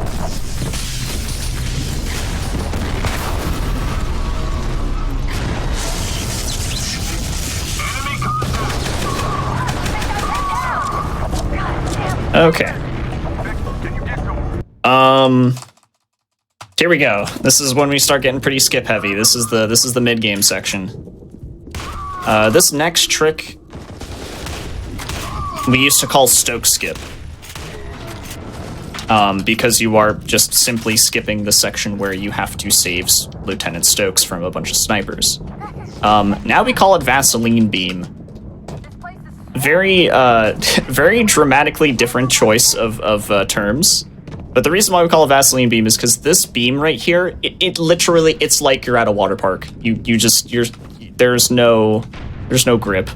And then we want to slide kick over this fence, which can be a little tricky. Just want to make sure I do this right. There we go, I got it. Okay. Get to the rooftop. The reason why I was taking my time there is because the game sometimes doesn't give you a checkpoint. I couldn't tell if it gave me a checkpoint, so I was just playing it safe. But yeah, that is...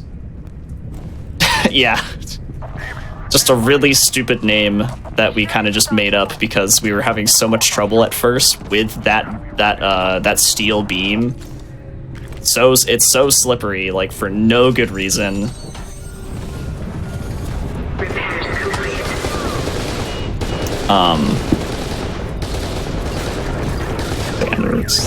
Very silly name I came up with. But that is that skip. It's very, very big. Saving Stokes regularly from the snipers can take anywhere between 2.5 to 3.5 minutes. So that skip might not seem very flashy, and it doesn't seem like it might be skipping that much, but it does. It skips quite a bit. Skips quite a bit.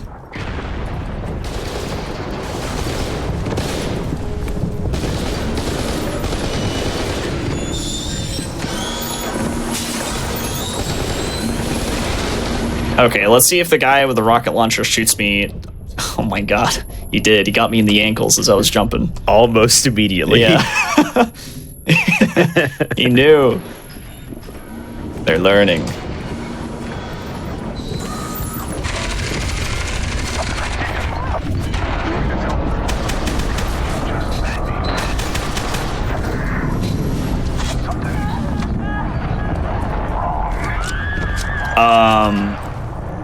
This level's almost done, but even though it's almost done, there's like one thing I want to show off in it, which Hippo, yet again, Hippo finding weird things in this game. The only reason why I want to show it off is because it's really silly. And it's also the reason why like certain things are skippable in this game. It is the classic developer forgot to put collision. What? Yeah. That wall's just, it's not really there. I don't know why. Oh, yeah, right. Spacebar, not enter. Repairs complete. So yeah, that's a wall, but it's not. It's not a wall. It is air. It is air. I just wanted to show that off for fun.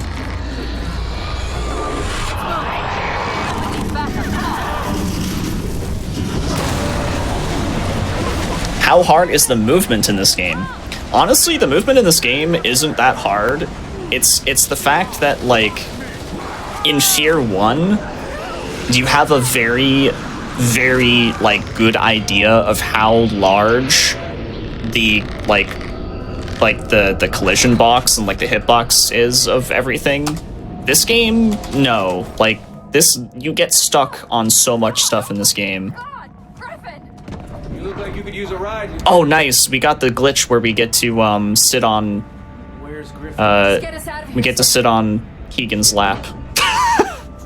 Lieutenant, what the hell is going on here? He knows you're scared. And It's the scary game for so long. You just need a hug. Keegan, I need emotional support.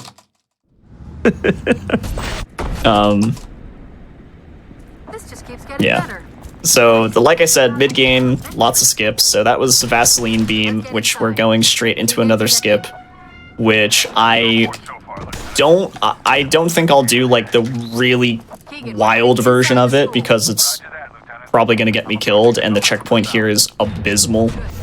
So I probably won't do it. It's that classic, like, early 2000s bad checkpoint. It's hard to tell if the damage is from the explosion. So I will show off the very standard version of it, which we use in world record attempts. We don't use the wild version of world record attempts because it's just, yeah, it's not safe. But yeah, we're gonna slide kick into that door, which actually leads us to going to out of bounds. I'm gonna turn on my flashlight here because I can't see anything, and then we're going to karate kick into this doorway, and boom. Nice little skip there. Doesn't save a ton of time, but is absolutely worth doing. With a little bit of practice, it becomes pretty simple to execute. Now, the really wild version, there is like the tiniest little bit of that locker hallway. And you can, where we first went out of bounds, you can jump kick at like the very last couple of frames where you still can jump off of something, and you jump kick into that locker hallway, and like you barely make it. You barely make it. When I say like a couple of frames, I mean a couple of frames, and yeah, this is scary. So we don't do that. I found that, and it was really, really hype until I started to realize that doing it in attempts is pain and regret. Agony, if you will. Now we're gonna do this neat little jump. Skips a bit of platforming, about 45 seconds of platforming, I would say.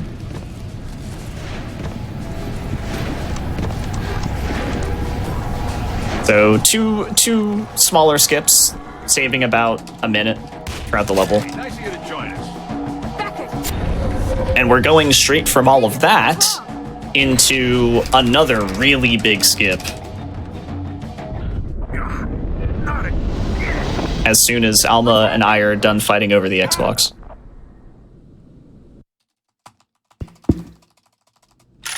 Isn't? Keegan? No, Alba's Point Man's mom. Yes. Sorry, yes. I don't know the story very well. No, you got it. I was gonna say, You got it. Correct. Mom's taking your Xbox away, but that's the other game. Yeah, it's the sibling rivalry this time. Sort of. Not necessarily, but close enough. So yeah, that little bit of wall that didn't exist, yeah, there's also a little bit of wall that doesn't exist here. So we're just gonna jump right through it. Oh, and then I'm gonna fall to my death because I didn't get to jump off the other part. It's clear. Which is okay, because the skip is right at the beginning of the level. Whee! Okay, let's... There we go. And should be good? Yeah. Alright. For marathon safety, we're gonna get this checkpoint here in the elevator.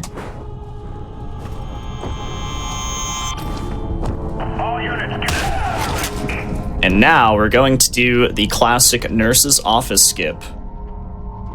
Where we're gonna go slow-mo. This guy's gonna keep this door open and we're gonna punch it. And that skips us having to go get a key card from the 3rd floor, and that also skips a mini-boss, and I don't remember how much time it saves, but it's like 3 minutes. Something around there. Also... You can just say whatever you want, and I'll be like, yep, you're right. Yeah, absolutely. This floor doesn't load in sometimes, by the way. You can get to the end of this, open this door, and you'll just fall to your death. There's nothing here. It's so sad. You're like on a really good run. You're like, yeah, I got the skip. Let's go. Open the door. Done. But now we're going from that really big skip to this really big skip, which is a lot more intricate. Gotta admit, it's one of the hardest skips in the game, so if I fail it, I fail it, and that's just how that be. But we'll see if I can get it first try. So what we're gonna do is we're gonna karate kick into this, these electronics here. And then we're going to karate kick out of bounds. Oh, okay, that's fine.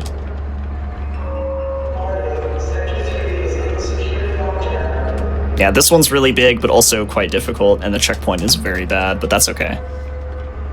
That's okay. This was also found by me. There's another variation that was found by Matt, and the actual, like, the initial going out of bounds here was found by Hippo.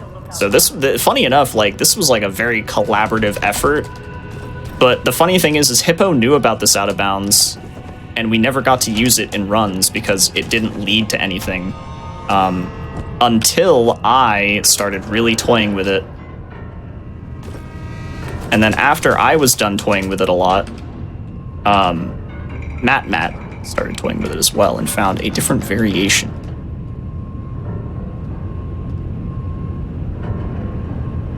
This is Snakefist. You've got to Gotta be hurry. really All the careful. guys are almost here.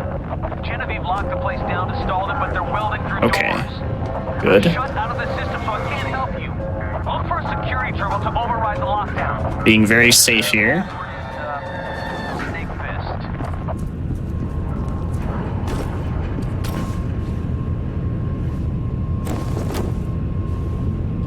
Oh no.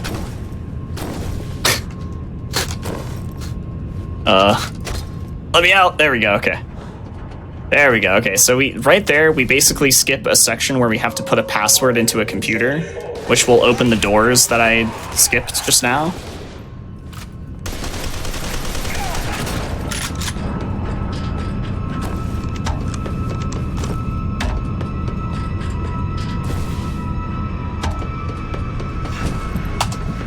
And doing that part of the skip is so nerve-wracking, like on a world record pace run, because it's so easy to fall off those little edge walk sections. And now we're going to do the original version of Snakefist skip. There is a different version, but I actually find that if you do everything that I just did really fast and then do this variation of Snakefist skip, it is actually faster. but only if you get this part first try, which I highly doubt we will because this is based on weird physics. Oh, we almost got it first try. That was actually pretty darn close.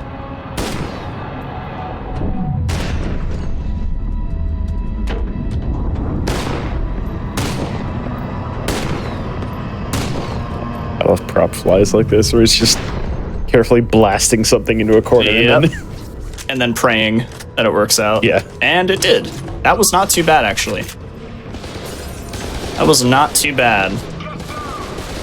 We take those.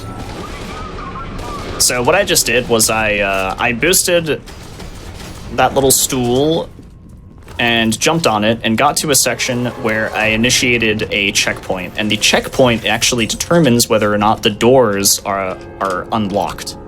So essentially you're like unlocking a door without actually doing what you need to do to unlock the door. You're just simply hitting the checkpoint. So that skips, the reason why we call it Snake Fist is because the guy over like comms that helps you out a lot in this game, his name is Snake Fist. He works for Armicam. And he has a lot of insider information. And we call it Snake Fist skip because you skip actually meeting him. You never actually meet him in the run. You just get to listen to him talk. He has the classic line where he says, you're like free pizza at an anime convention. yes, someone mentioned that earlier in the run. I missed it, but that's such a good run. That's such a good line. Yeah. You're like free pizza at an anime convention, and Alma wants to consume you. Like the pizza that you are.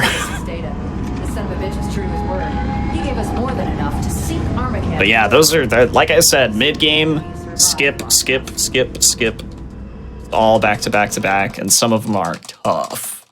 Tough stuff. Skip the metaphysics and try to keep this as simple as possible. And now the only section where we actually have to do turret stuff. There is another section later in the game where you have to do this, but we skip that now.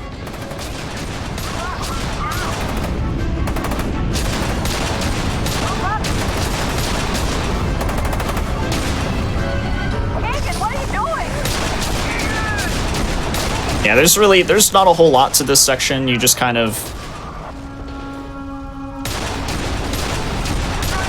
use this big turret to kill people. And, you know, the thing is like, this turret seems like it's really powerful, but sometimes they live through it. Like, you can hit them, and they'll live through it. So it's not as powerful as it may seem. See, like, right there, I did shoot him, and he lived.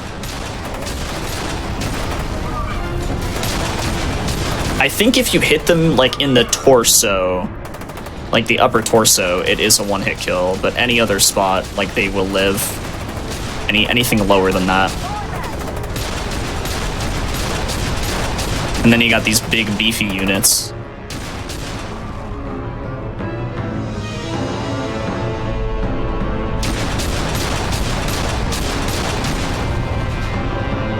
Oh! No, we got the Keegan glitch. Oh my god. Oh no. This never happens, man. No way. Is he just stuck there? Yeah, oh my god. But you know what's hilarious? We actually got super lucky because the checkpoint didn't happen. If the checkpoint happens, you're soft locked and you have to like go back to the main menu.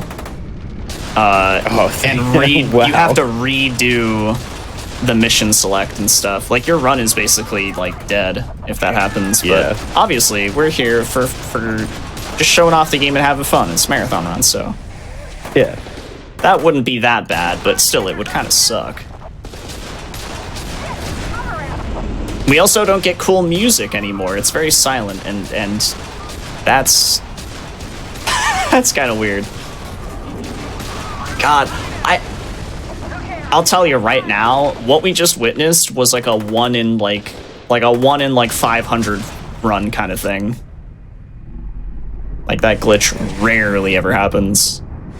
And is there a way to stop it, or it's just random? It's random. It just randomly happens sometimes.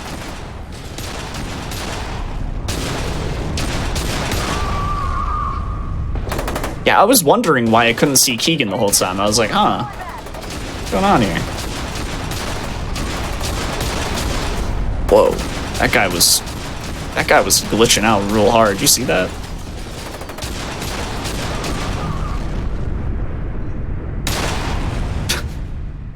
I feel like it's kind of in keeping with the whole horror theme of this game, though. Ah, you're right. You're right. Keegan, what the hell Spooky. is wrong with you? Don't be afraid. Okay, so let me explain why Keegan is doing this weird thing. Keegan thinks that he's, like, chosen, or that he's, like, he should be chosen by Alma instead of Sergeant Beckett, I guess? I don't know. So he is just tripping. He's tripping out. He's seeing things.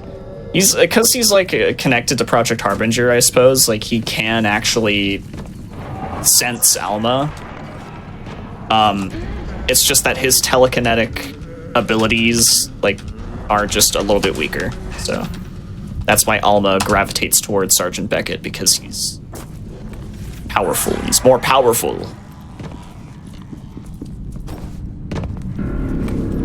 Very anime.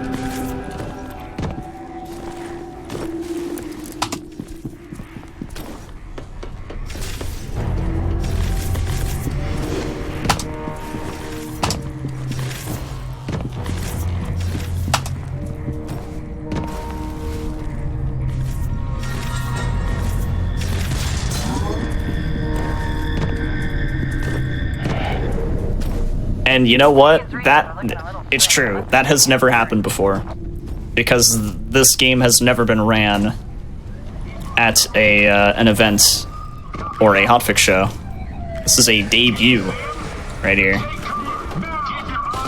Fresh new glitches for everyone. Oh yeah. So I'm gonna wait here just for a moment, because it allows that big chunky man to move. Sometimes he doesn't. Sometimes you get really bad luck and you'll wait there for like a good, like I did. Like I waited there for like a nice solid 3-4 seconds. And sometimes he still won't move out of the way.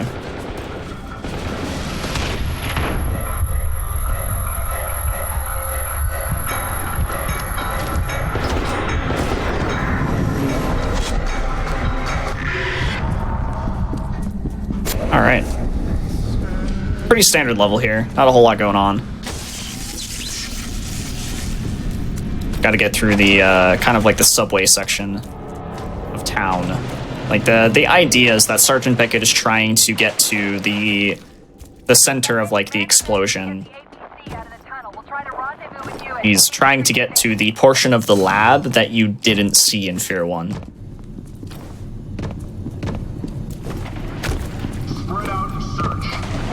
Because that is surprisingly still intact. I don't know how, but it just is.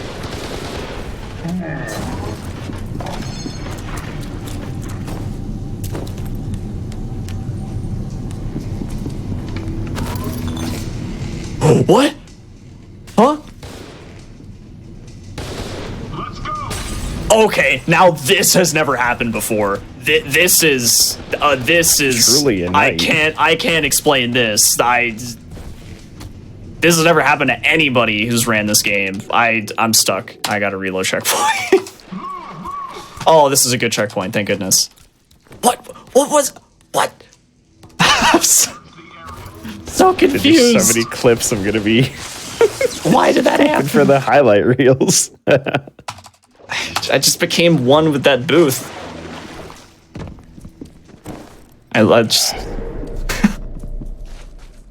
just... Okay, alright.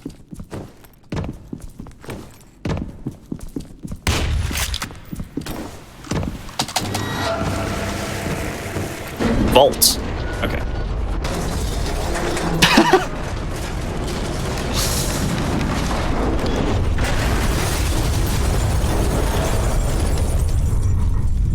Now this is a GDQ debut if I've ever seen one.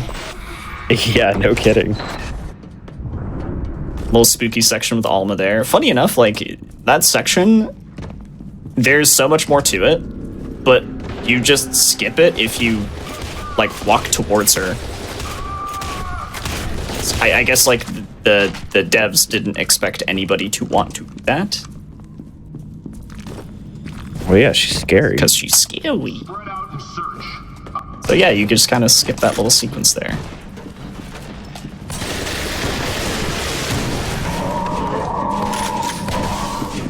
Second, I think I found something. Alpha's files show an Armacam cargo tunnel running from the medical facility we're at. Still subway line to the Cursed run or blessed run? Yes. It's a little bit of both. Okay, so remember where when I said I tricked the game into thinking I'm holstering my weapon? This is that trick. You just have to have your pistol out for the end of that level. And voila, now I'm suddenly I have it holstered. I don't understand why this works. It just works. Wait, and this doesn't work on any other level? It doesn't work on any other level, just this one. What the? Wow. Yeah, I know. I don't even remember who found this either. 'Cause this has been known for like a while. Like since before I ran this game.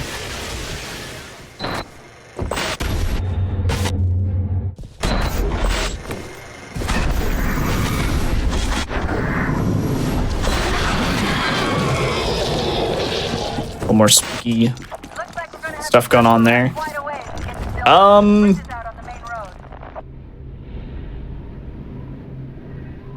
Right, okay.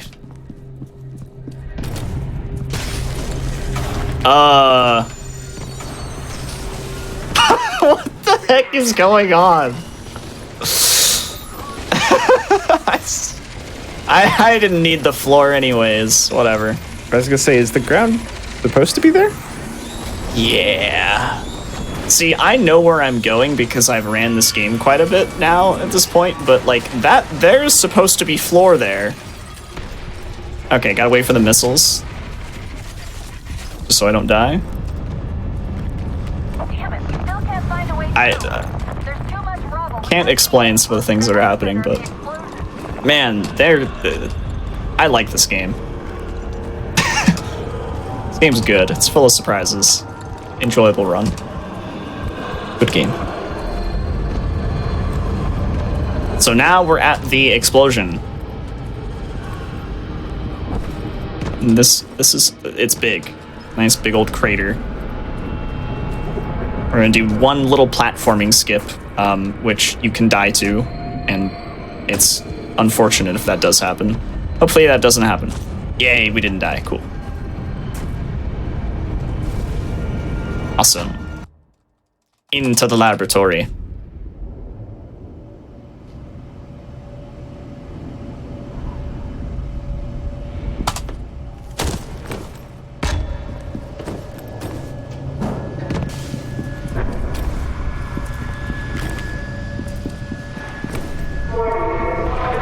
Alright, so this level has a pretty cool skip later, but before we do that pretty cool skip, we gotta show off some sick first-person shooter skills. It didn't used to be the only section where we actually have to fight optimally. That super finicky elevator skip thing that I did earlier skips a fight, where we used to have to be like on the ball, you know? But yeah, this section is the only section now where we gotta show off those skills. I've been playing a lot of Apex Legends lately, so. And AIMBOT, some people would say. I wish I was like so good at first-person shooters that I get accusations. I rarely get them. The only time I've ever gotten accusations is in Rainbow Six Siege, but that's because everybody is very salty when they play that game. Yeah, everybody's hacking all the time. Indeed. And that's why they kill me, and I can't kill them. Definitely not because I don't know what I'm doing. So there are some specific spawns here that I'm gonna try and take out before I move over to the other section of... What is he doing? He's running. He knows. So all those spawns are taken care of now. I'm gonna run over to this section over here.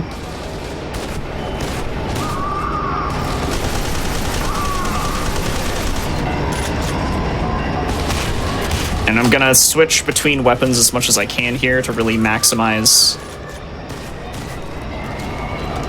damage instead of having to reload really slowly, which I'm gonna have to do eventually, but... Okay, one guy over here. And one guy over there.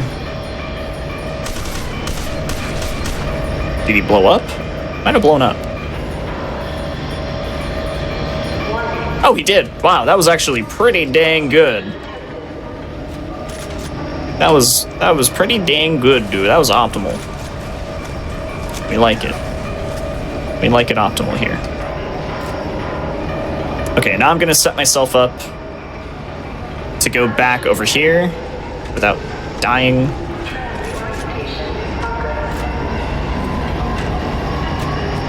Okay, I still have my pistol. That's good. Forgot if I had picked that up.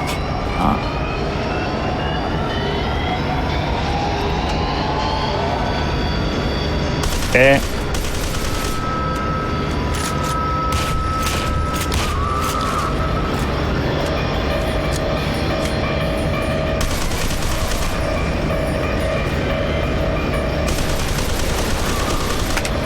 Nice little double kill there. Let's kill this guy and then go back to the other section.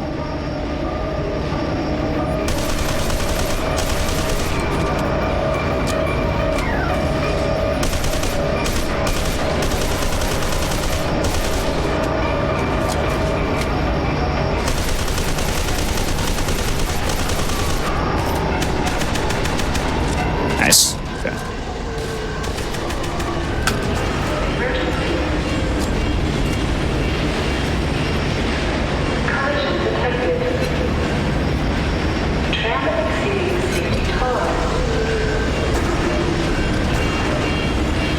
Someone actually had an interesting question in chat. Is there language difference for this game? Is like English the fastest? So we're pretty sure that the language doesn't actually affect the run, because there's only a couple of sections where dialogue is needed to play out.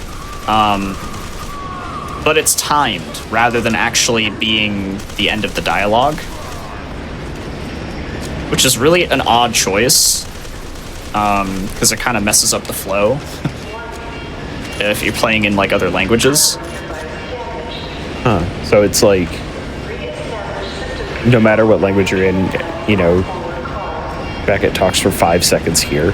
Yeah, exactly. So at the beginning of the game, we had that one section where we were just kind of waiting for the team to like finish their conversation. And if you change language, that section, like the dialogue, every single piece of dialogue is like timed instead of set to end when the dialogue actually ends. It's really weird. So there's like a lot of silence in between.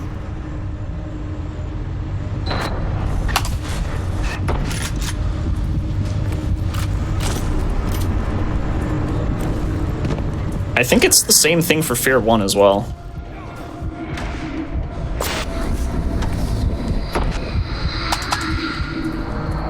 But, you know, funny that somebody mentioned that, because I would like to point out that before I started running this game, the any percent category actually involved a glitch where you... it wasn't really a glitch, it was more so like something we called sound acceleration error.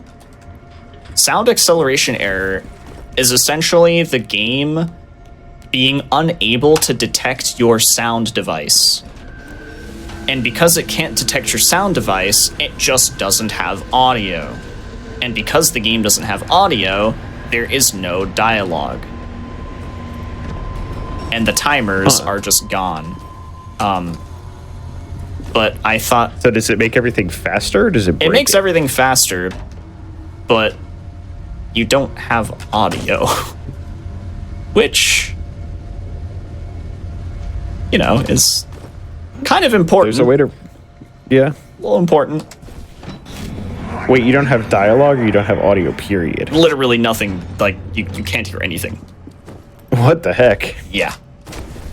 So, we were like, okay, and we have audio? So we split the categories.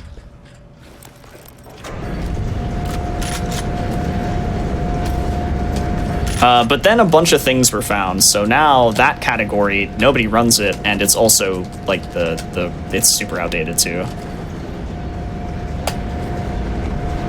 Trying to jump on top of this box. Okay, fine. I didn't want to anyways, whatever. This is the ending, like, section of the game, where, like, you're in the laboratory, and there's a bunch of, like, plot dumping, and, like, we're gonna get a major plot dump in just a moment.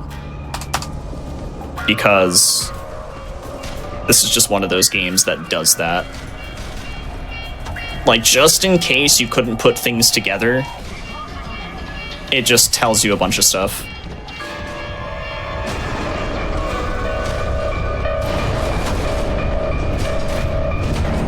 And then after the serious plot dumping, we'll get to the last level of the game where we have one last big skill.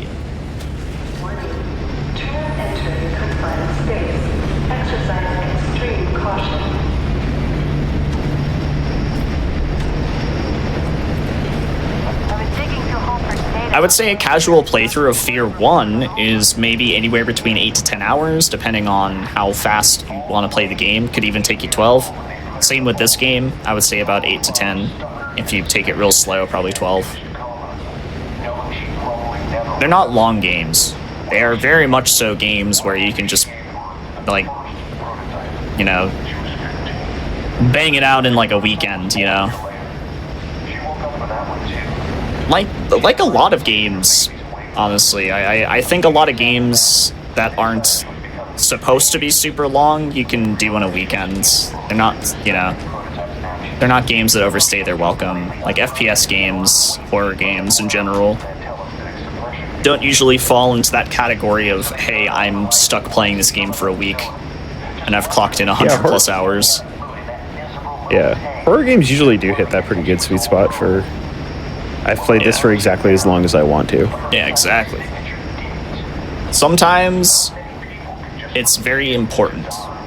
Like Resident Evil games, as of late, like there's always those reviews where, like, you know, this game is just too short, and it's like, well, I assure you, if it was like an hour or two longer, there are sections of that game that would totally overstay its welcome.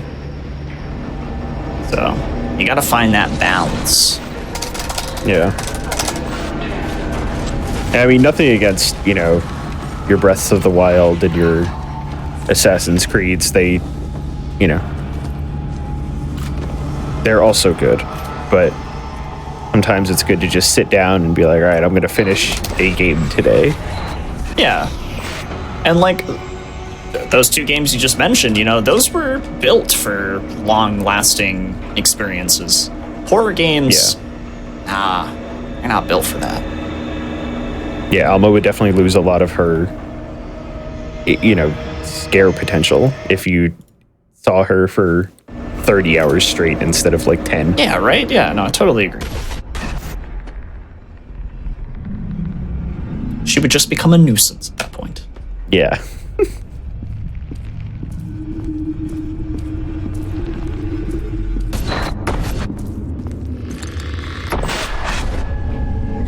Take her back to the vault.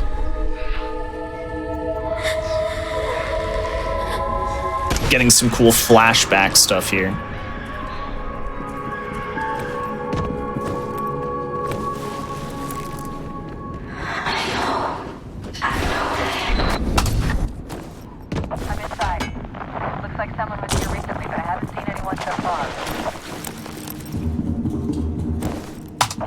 All right, so we're coming up to a section where Morales is like, "Hey, I need help.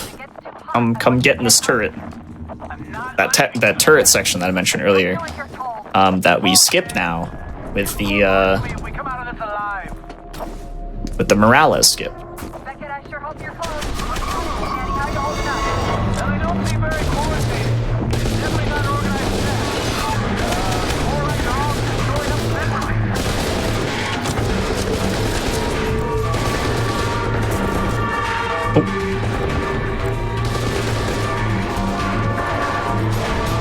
Now this one can be pretty stressful because you're doing it like right at the end of a run, right? So if you're on good pace, oof, you gotta be real careful here. Because we got more of this spooky edge walking where you can't like really even see anything. Oh, there we go, we got it, okay.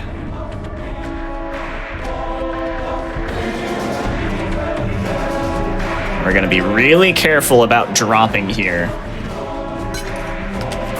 That was very smooth. There we go. And just like that, we can just walk into the vault. And Morales is stuck fighting for the rest of eternity.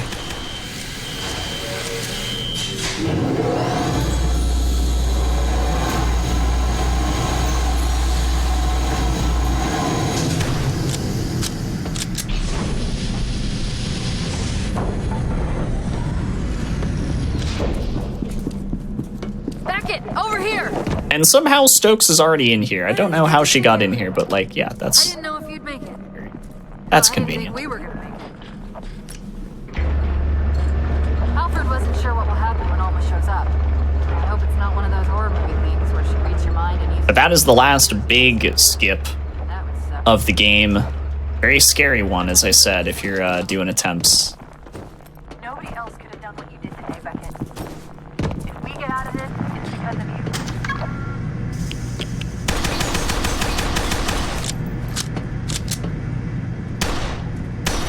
Go ahead Ah. and cycle the airlock. I was trying to make a smiley face.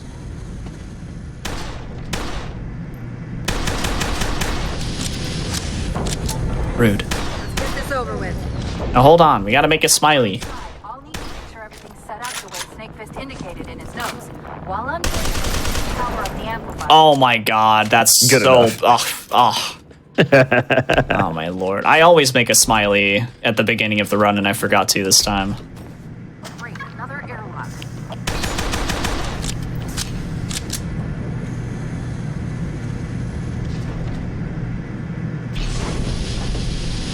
Smile this percent. Okay. Yeah. Sag percent. Okay, Stokes is coming on over, which means... Okay, that's that. Which means don't do that.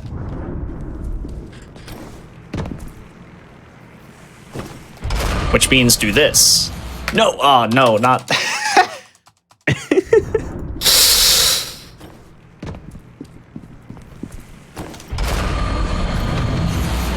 There we go, I got it, okay. There we go. We're coming up to time as well, by the way. In about 3, 2, 1, time. Activate the console. And now the weird ending of We have to stop. sitting in the chamber, and the reason why Beckett's sitting in the chamber is because like he wants to use his power to like stop Alma, but Genevieve ambushes and instead stops that from happening Before the amplifier has powered up. because Genevieve is bad. Without leverage, I don't have a future. I can't believe this. The city's a smoldering No, ruin, Beckett's and finally you're worried learning about she's your evil. fucking resume. Yep. Listen, no, you listen. We're Beckett, quit fucking around or we're gonna kill this bitch. By the way, the dialogue is messed up because I did that little skip. So Stokes thinks that we're still trying to like, you know, power the bridge. I'm not a bad person. I just don't have a choice. And then Genevieve is like, I don't have a choice. And it's like, you totally do. You chose to screw us over. Rude. Heckin' rude, dude. But that is F.E.A.R 2. That is F.E.A.R 2 for you. Solid run. Obviously, very different from F.E.A.R 1. Very different. But very good still. And a lot better since I started running it a couple of years back. It's improved a lot, so it's not only a lot shorter, but also has way more interesting skips. So, and we got to debut it for the first time with really weird things happening that never happened. Yeah. Yeah, so piggybacking off the back of that, before we go to another quick break, Games Done Quick Highlights, which a lot of those clips will be in, probably, is a channel that features highlights of the GDQ HotFix shows. So !highlights in chat to learn more about it. And once again, for everyone who's just showing up for this, if you missed the F.E.A.R run, the F.E.A.R 2 run, or if you want to see any of the upcoming runs the next day, go to youtube.com/gamesdonequick. Check out all of the shows, all of the recordings from... It takes about 24 hours for them to get uploaded, but after that, they'll be up there. And if you're watching this on YouTube and you want to check it out live, go to twitch.tv/gamesdonequick, weeknights at 7 p.m. Eastern and weekends at 1 p.m. Eastern. So that's all there is to say about that. We're going to go to a quick break and be right back with Nightmare of Decay. All right, everybody, welcome back to AIMBOT. One quick announcement before we get into this. As you may have heard in the last run, Maxi Lobes will be running Lord of the Rings Return of the King at SGDQ, Summer Games Done Quick, which is coming up June 26th to July 3rd. Prize submissions are now open, so if you want to submit a prize, or if you want to check out the schedule for that, go to gamesdonequick.com for more info. So, Nightmare of Decay. This game came out, like this month or something? Yeah, it's right? About 2.5, maybe 3 weeks old. Dang, and it's already this low. I've watched a few runs of this game and it seems pretty difficult. Yeah, I think the mechanics are fairly low entry level, but to be able to actually do everything at the top speed takes a lot of work, a lot of practice. So I'm going to be showing off the hard mode speedrun because for whatever reason, I just felt like hard mode was the category that I gravitated towards. I was like, any percent hard. I don't run enough hard categories, so, or higher difficulty categories. So, we were talking last run about how normally you do the easiest categories in FPS runs, but this is not that. Yeah, I usually pick not the hardest. This time I was like, switch it up. Yeah. But yeah, Nightmare of Decay. Just want to say that this game is 100% just a strict love letter to Resident Evil and that genre of survival horror, that era that we no longer necessarily have and is more so just living on through indie games. It's really cool. It's $5 too. It's really cheap. So if you are a huge fan of the older style of survival horror, you'll probably really like it. And there's a lot more than just new game and stuff. There's also extra modes that you can unlock, which are very good for replayability. But without further ado, we're going to do any percent hard in 3, 2, 1, go.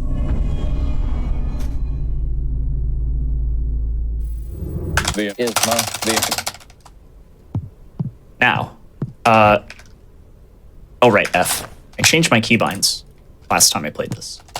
Gotta remember that. So, because I said that this was a love letter to survival horror and Resident Evil mainly, you will see that a lot of mechanics are similar to survival horror games of that nature. But something that you see that is different is that it's first person. And what is so funny is that this was the last game that I expected to have diagonal movement be faster. Because that's just not really something that happens a lot in first person horror games. it's definitely not as common. But yeah, this game, diagonal movement is faster, which is pretty old school. Pretty old school stuff.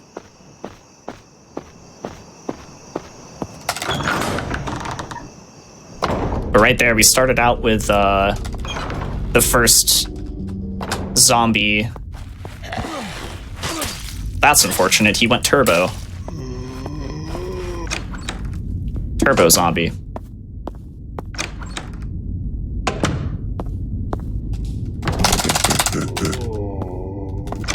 God, what was I saying?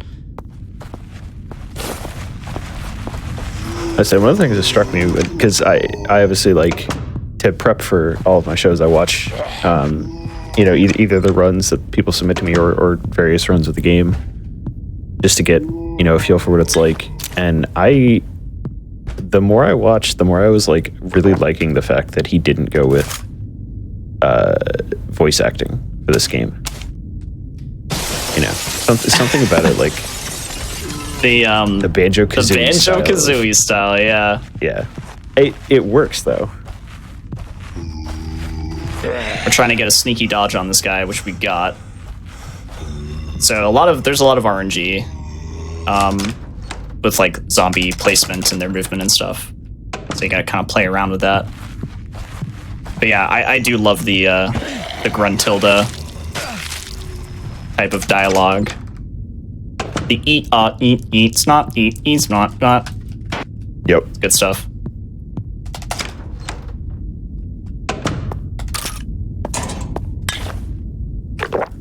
So when you're routing and learning very new games like this, how difficult is it to build like a mental map of everything? With a game like this, it can be very fast-paced, so it was actually kind of hard for me to get used to certain sections where you have to remember, like, what exactly you're trying to achieve. Like, sometimes I found myself,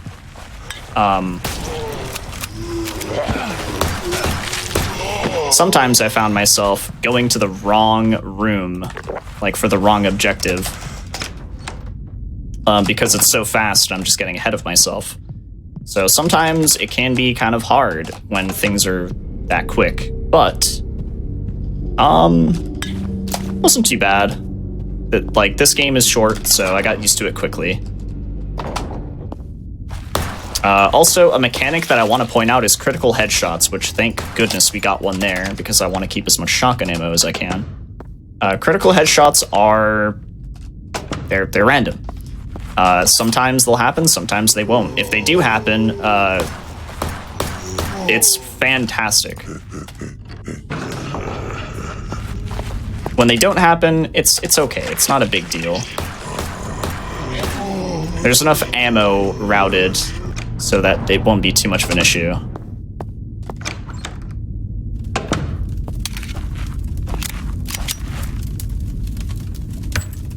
Old man, dog, tree. Classic puzzle to pick up a key, which is in the shape of a club, like Kia clubs, Kia spades, like the classic Resident Evil. Very much so love letter stuff going on here. But yeah, this game wasn't too hard to learn. I actually, it's a very short run, so I definitely suggest it for anyone who wants to get into this type of game. Add it to their library of speed games. Okay, that wasn't too bad. One of those zombies we got slightly bad luck on, but... This part cracked me up when I saw it. Yeah, the ladder pushing. The careful pushing.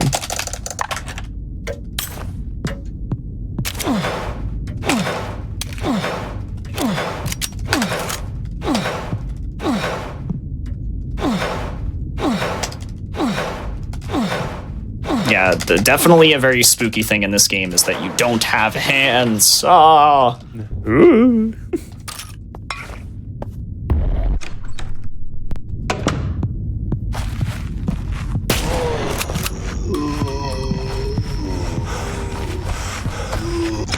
Good.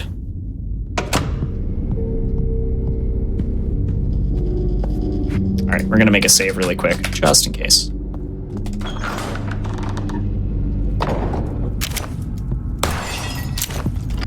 Pick up some extra stuff here. We're gonna reset this room because those zombies are in a very bad spot.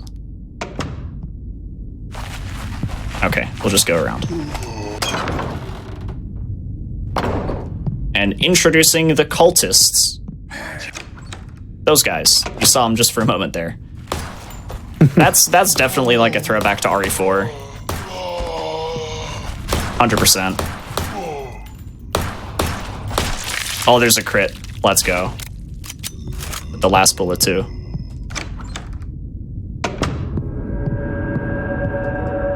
So how easy is it to get hung up on zombies when you're, you know, running around them? Sometimes they just have, like Mrs. Incredible arms.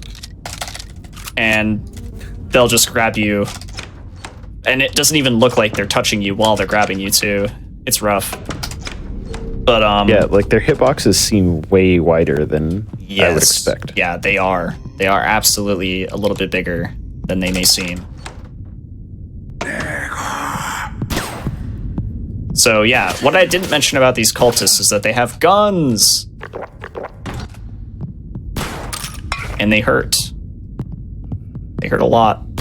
Ah! Oh my god. Okay. This is fine. Okay.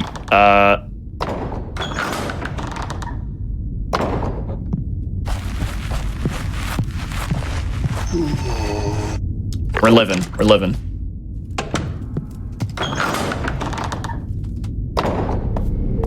Very dangerous on the health drink account right now. But I think we'll be okay. We're gonna go make a jar of acid right now. With the aquavarum, the linoleum, I guess, and the odazen. I don't know how to say these things, but they're chemicals, and putting them together is very dangerous, but we need to in order to dissolve weird fleshy substance from a hallway. That's yeah, you know, classic Resident Evil. Absolutely, yeah.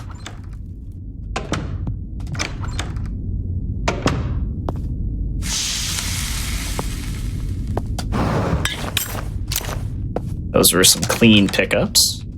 Yeah, picking up stuff in this game is actually really hard, by the way. The hitboxes are... Ooh. They seem item accurate, which is... Oh, yeah. Very item accurate.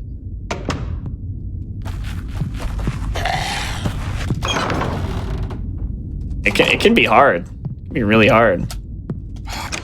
I would say that's probably one of the hardest things of the run, is being able to just pick up stuff quickly. All right, we got this this guy who.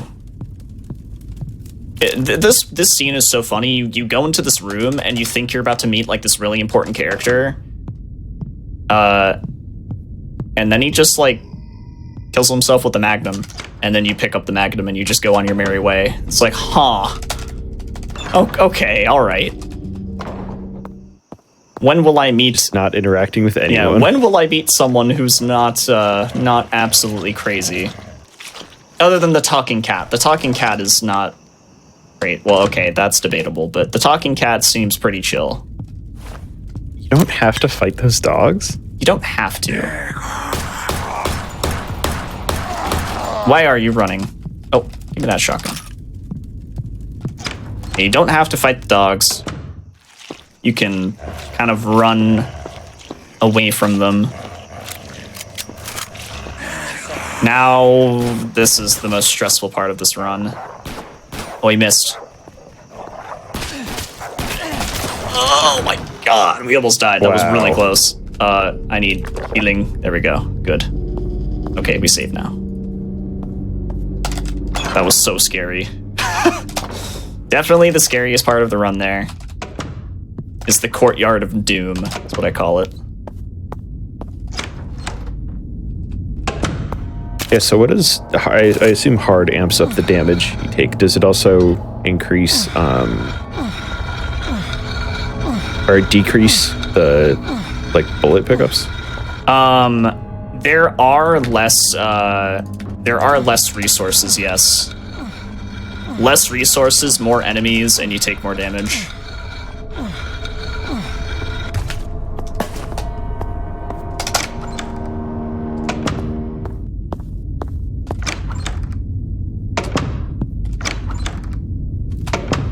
We don't have any health drinks going into this next fight, which is okay, but I am gonna save. Yet again.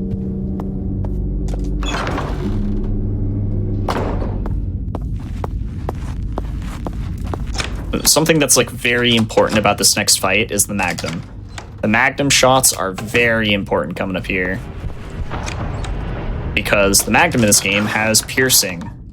So we're gonna try and hit as many of these knights as we can with one bullet. See if we can get the lineup for the 3. Uh-oh.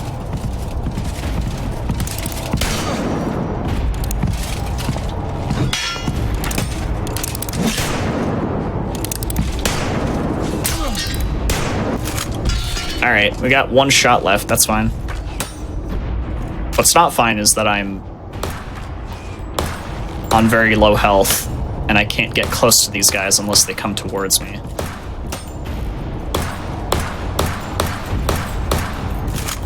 Which they're not doing.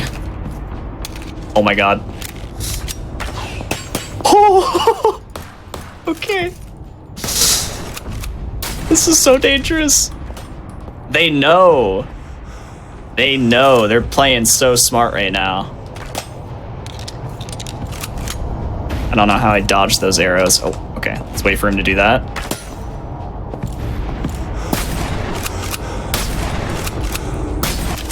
Okay, we did it.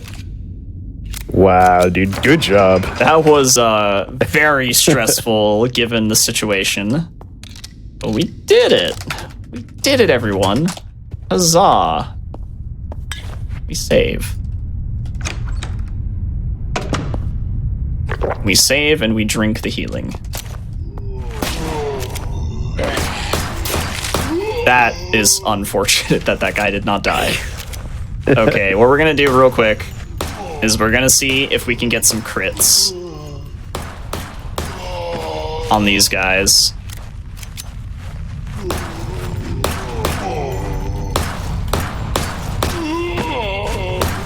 Maybe just 1? Alright, whatever. Bunch of party poopers.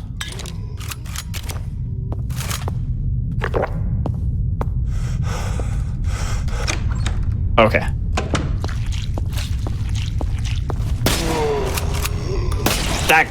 That guy's... I'm just...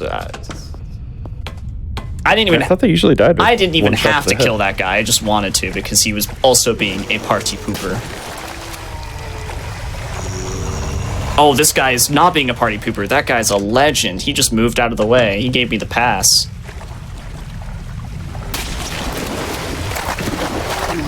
Thank you, sir.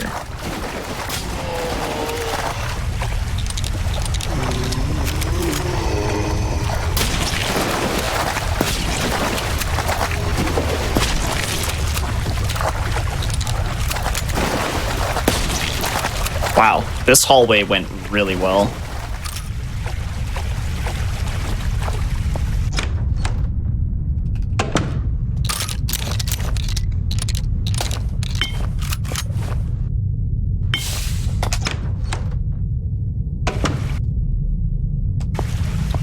Right, okay.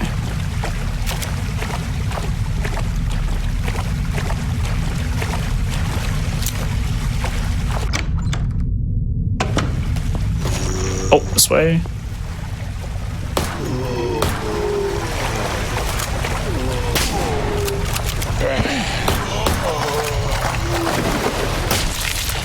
Good. I'll take it.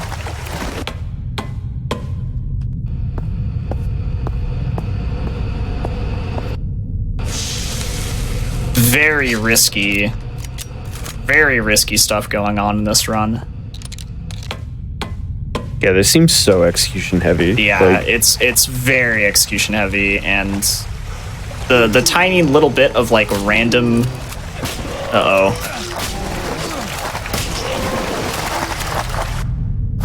The tiny bit of random, like, stuff that can happen also affects it. Okay, now we're chilling.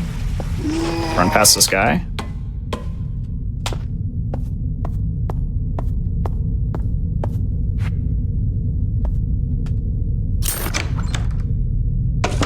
How many shotgun shots do I have? 2. Oh. Huh.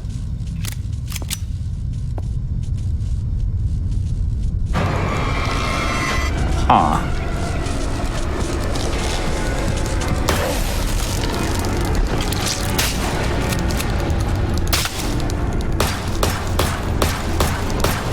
Gotta do some backup strats here.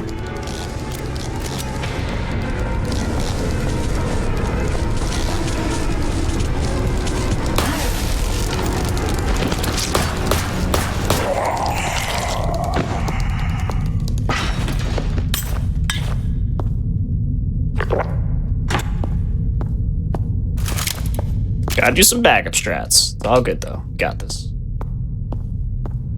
Yeah, that guy seems like he can be really dangerous if you let him get going. Yeah, if he touches you, you die. Yeah. Chainsaw bad.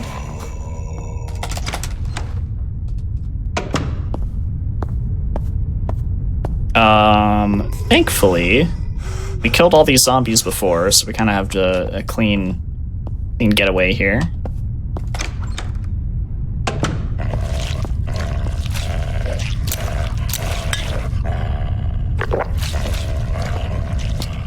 And now dogs. These dogs are very dangerous. Got one. Uh-oh. Got no shoddy ammo. Okay, I'm dead. Yep. Okay, we gotta do this boss fight again. Oof. Woo! Dogs. They're bad. They're bad dogs.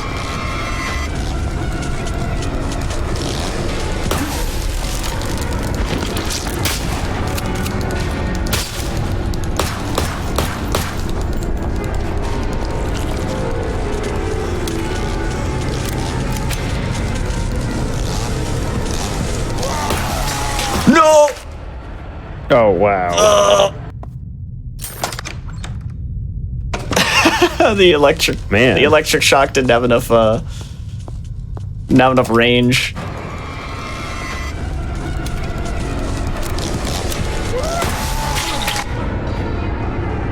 Okay. Nope. Okay. He knows what's up. He wants more screen time.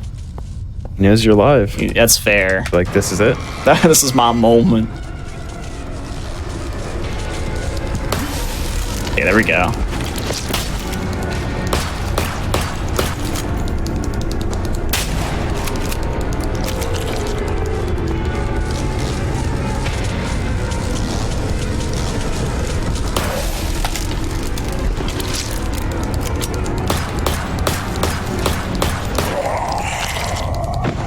Good. And I was able to avoid getting electrocuted on the first instance there, so I am in fine now.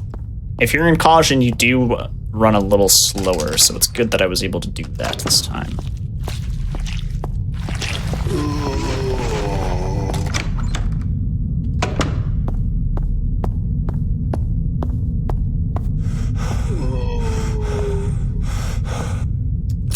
You know what I'm gonna do real quick though? I'm gonna go pick up this pistol ammo. There's the crazy lady, who also is basically just Angela Orozco from Silent Hill 2, because there's... The dev literally put Angela Orozco and James Sunderland in the game.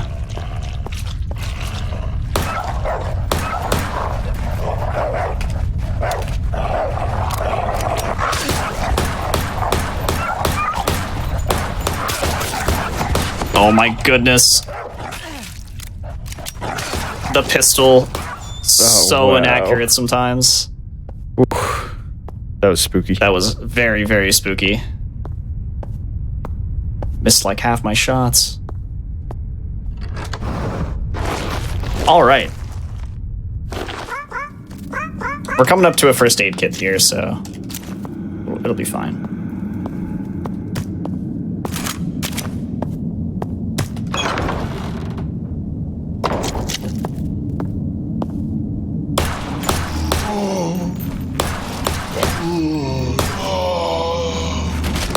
Give me a crit. Like, just one. Please. No! God. Oh, well, that's a bit late. After ever... Oh, let's go! Yay. Nice. That's what we're looking for. Got so excited, I almost went to the wrong door. Oh, by the way, here's James Sunderland. Like, very accurate. That's pretty much that is the him. James Sunderland model. That do be him. Okay.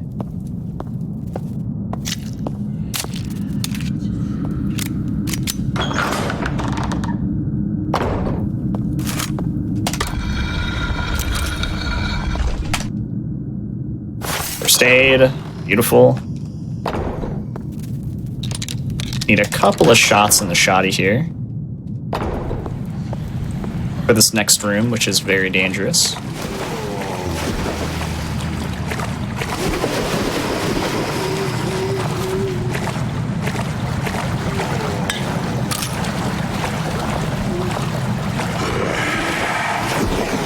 In fact, so dangerous that the preferred strat right now would be to reset the room instead of trying to go pick up the silver disc.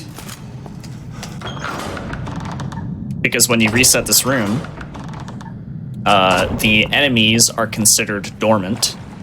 Like, they're just chilling, so you don't lose stamina. That is a thing in this game. If an enemy is active and,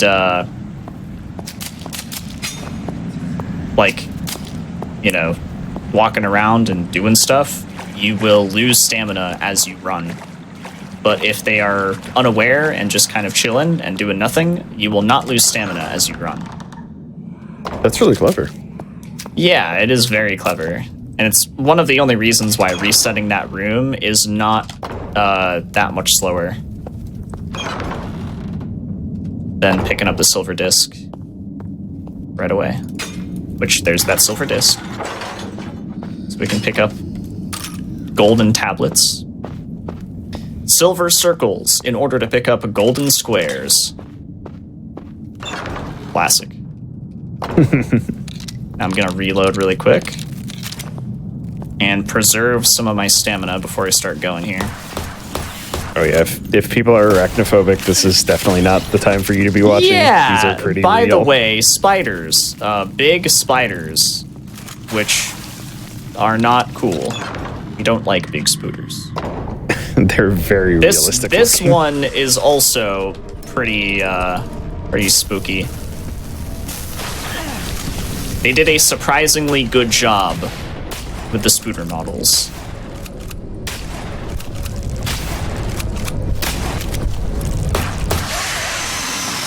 We actually got pretty good luck in this fight with the attacks that she decided to do.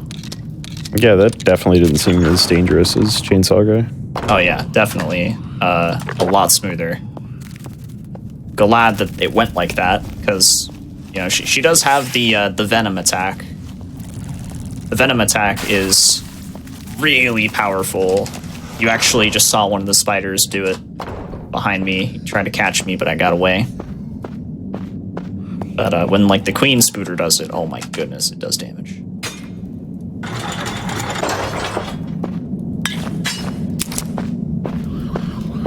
So I do this in this order simply because I get to have the 2 dynamites for the Queen Spooter, and then I get to pick up Magnum ammo.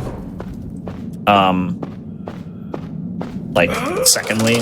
So I don't want to pick up the Magnum ammo first, because then I don't get that dynamite for the spider. Yeah, I was gonna say that the strats that you're doing are pretty significantly different than, like, you know, some of the runs that I was watching to prep for this, because they used like the dynamite to clear out the flooded room. Yeah, funny enough, they actually switched it up and now they're doing this, all thanks to me. Because I was doing it And this also- way, and they were like, huh, that's faster. And also, they were doing the wall guy, I guess side quest. Oh yeah, that's way slow now. Holy water does a lot of damage, but it's not worth it. Takes too long. There was also the strat of killing the monstrous beast here to get the 1 holy water, but I also routed that out. And if you want to see what the monstrous beast is, here they are.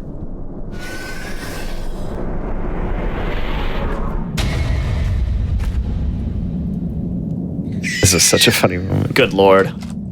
Absolutely as monstrous as they come. And please don't get body blocked. Oh, we got the free pass. Well, apart from getting highly damaged, but other than that, we got the free pass. So this is the strat that I routed in.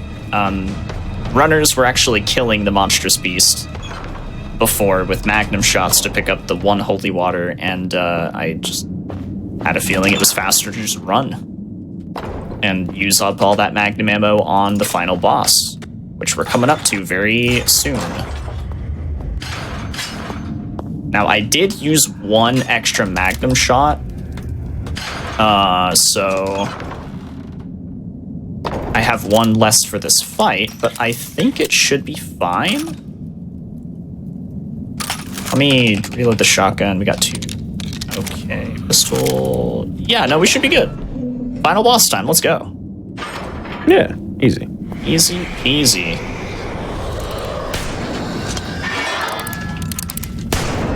This guy looks like he came straight out of like a Castlevania game. He's pretty cool looking. Look at his armor and stuff. I very much thought this was a Dracula reference. Definitely. Oop.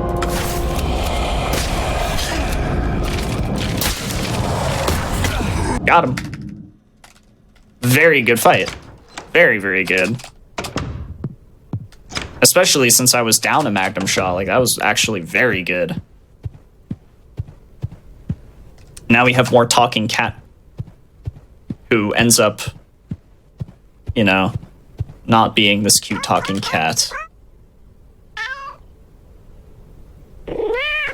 Oh, that's... but it makes that noise, and I can't help... I'm a cat lover, so, like, I can't help but still forgive this sweet little cat for also being the demon that it is. This... time. Maybe the cat isn't the demon, but I think that's what it's supposed to imply. I think that's what it's supposed to imply. Just to emphasize how like wildly wrong a run of this can go, 24 minutes is not too bad for what happened. Like, there was so much bad stuff that happened. So yeah, not too bad, not too shabby. Not too shabby. Nightmare of Decay. All right. Well, again, one final break before we go to the final game, Resident Evil 7. But for anyone who just missed that, again, youtube.com/gamesdonequick for the videos of Nightmare of Decay, F.E.A.R 1, F.E.A.R 2. And then if you want to watch this live, you're catching it later, twitch.tv/gamesdonequick. And once again, HotFix is supported by your subs, gift subs, Prime Gaming subs, and bits. So if you want to support this content that we make, feel free to subscribe and help us out. And also, like I said before, all subs and bits between June 15th and July 15th will be going to Doctors Without Borders during SGDQ. So, quick break, and then we'll be right back.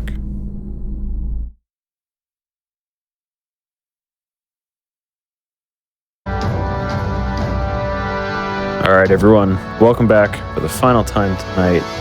We have Maxi Lobes once again getting into it with Resident Evil 7 End of Zoe. So this is different than standard Resident Evil 7, right? Oh yeah, way different. As different as it could be. All right, well, hey, whenever you're ready. All right. Hey, rip. End of Zoe. 80% on easy. No new game plus. Starting at fresh file. In 3, 2, 1. Go. This DLC is probably the greatest DLC of any Resident Evil game ever. Dang, high praise. Because it is extremely self-aware in the fact that I get to punch molded with my bare hands.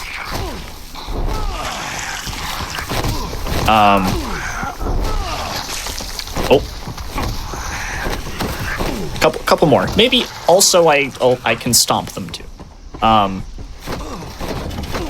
Stomp them too. But this is how Resident Evil needs to be somehow, in my opinion. Sometimes it's gotta put down the guns and grenade launchers and the knives and just have a brawl. Just punch. Oh yeah, just start swinging. So yeah, we End of Zoe is the DLC that is supposed to take place almost a week after the Not a Hero DLC finishes. And it came out with Not a Hero. It came out at the end of 2017. Not a Hero being the free part of the DLC that everybody got to play without having to pay anything, and then this DLC was like $20 or something on release. And this one was just outrageous. I mean, you've got Zoe here who looks like she's auditioning for the next Frozen movie. You know, you've got Uncle Joe kidnapping members of, you know, the new Umbrella, the blue Umbrella. And, you know, you've got, like, these cool punching combos that you get to do.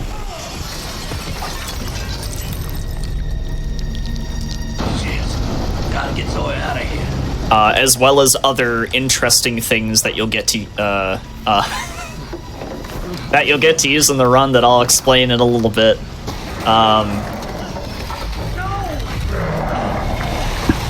Completely forgot that you didn't change that. So, the antagonist of this DLC is Jack Baker. The last remaining part of his, like, the last remaining part of him that is attached to the hive mind at the boat has, assembled into this weird swamp monster version of himself.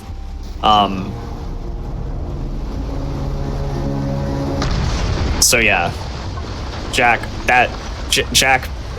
Baker is the antagonist. God damn it. And if you're wondering why Zoe looks like this, it's because she tried to leave. She tried to escape the house when around the same time that Ethan was going towards the mines, like the underground mine section. She tried to leave, and Evelyn found out and basically turned her into this. Where in all hell did this wall come from? But this DLC, despite being canon and being the explanation of what happens to Zoe after 7, Looks like somebody left the lights it is extremely self-aware in the fact that it's for fun. This is not a serious DLC. It is for fun. It is silly. It even has a super difficult Joe Must Die difficulty where there's a bunch of traps and it totally changes the entire experience. It's super cool. It's a really, really well-made DLC. And it also turns out to be a really good speedrun due to the mechanics being so different. And I'll elaborate on that a little bit more.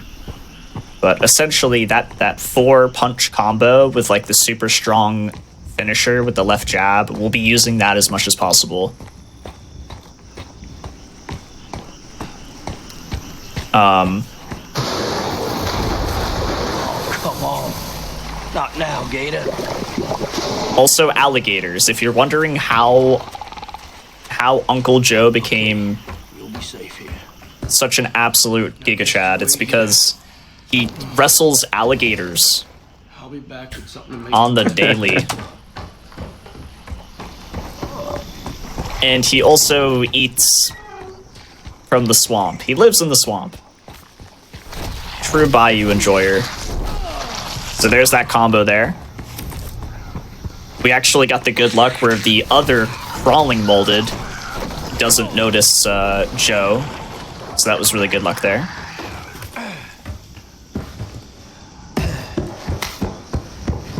We're gonna pick up that chem fluid because we need that to make a bond later. And then we're gonna fight Jack Baker. Yeah, Jack Baker.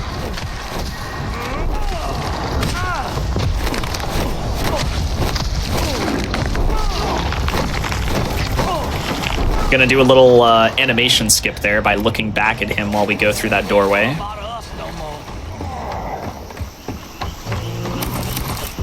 And now it's time to block gator bites with our forearms. Because that's just something you can do on this difficulty. On normal difficulty, you can't do this, but on easy, you can.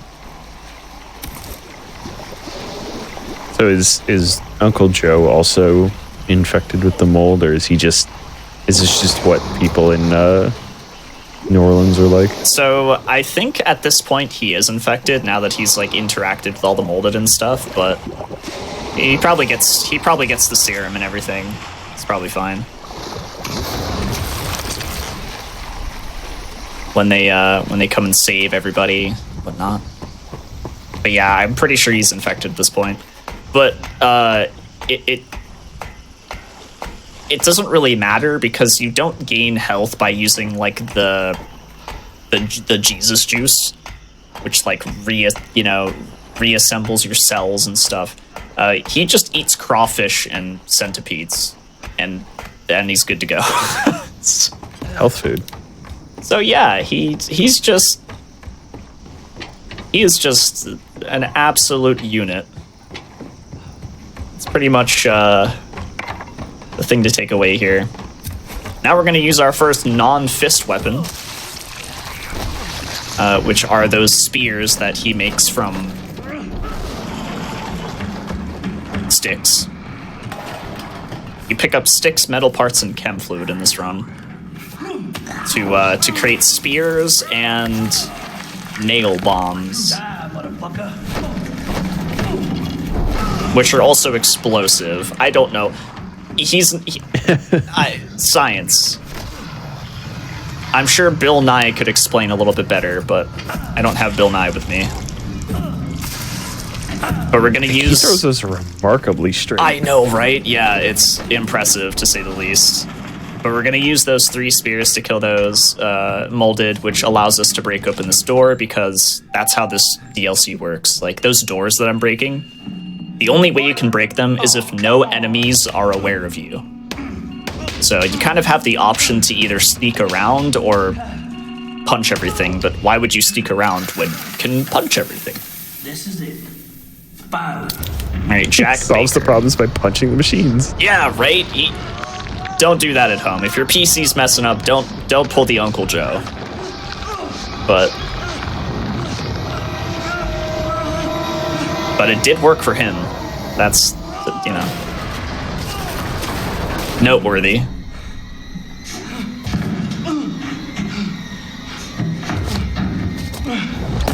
Alright, Jack Baker fight number 2. We're gonna start off by doing some menuing to create a bomb really quick, plant it, explode it on his feet, and then hope that he does the roar.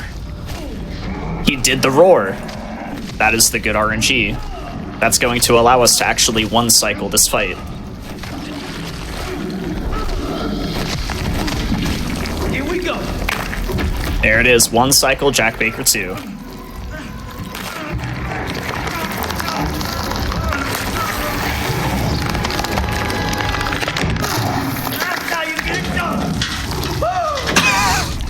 I like how you can't really tell what's going on.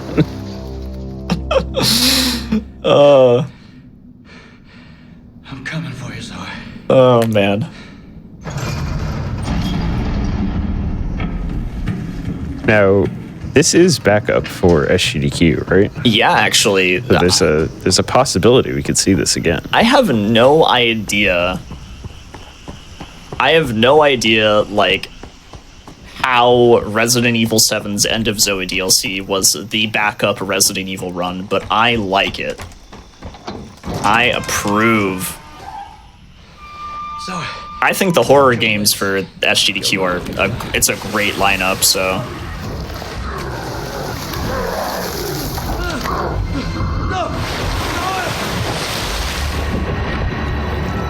How often does he do the roar? I would say it's like 70% of the time he does the roar, but 30% of the time he just doesn't. Zoe, where are you, girl? So. Where'd they go? But yeah, this is on backup.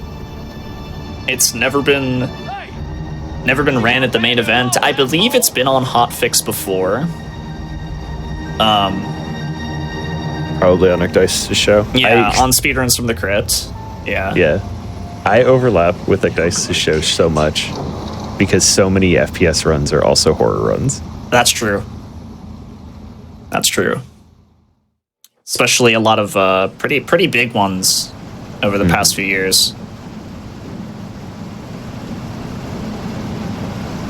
But yes, what you're saying is I need to get GDQ significantly ahead of schedule when I produce so we see this run. yes.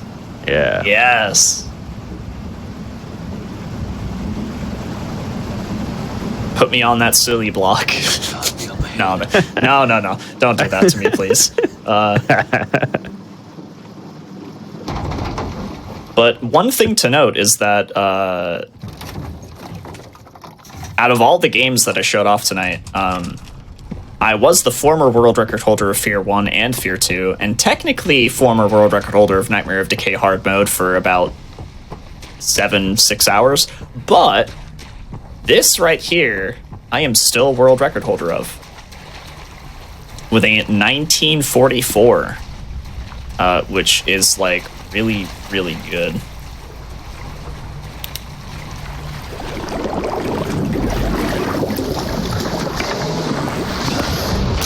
So if there's anybody to show off this category, it do be me. I am the runner. Now it's time for alligator luck. The one on the left here sometimes hits you. The one on the right here sometimes hits you. It's whether or not they're having a good day. Ow. Okay, the one on the right is not having a good day. Harsh times here in the swamp. The one on the left was unfazed. Here, let me give you an example of eating the centipede. Yes, that recovers health. Just horks it down. Yeah, like a Sea of Thieves. Just very healthy. All right, here comes a really, really cool strat. We're gonna plant this bomb down here. We're gonna make another, pick up that spear. We're going to set the bomb off and throw this spear through the window to break open that door as soon as possible. I love that strat. It's actually really sick. We kill that molded crawly boy. We're gonna hope that this guy gets out of the way. Kill that moldy boy.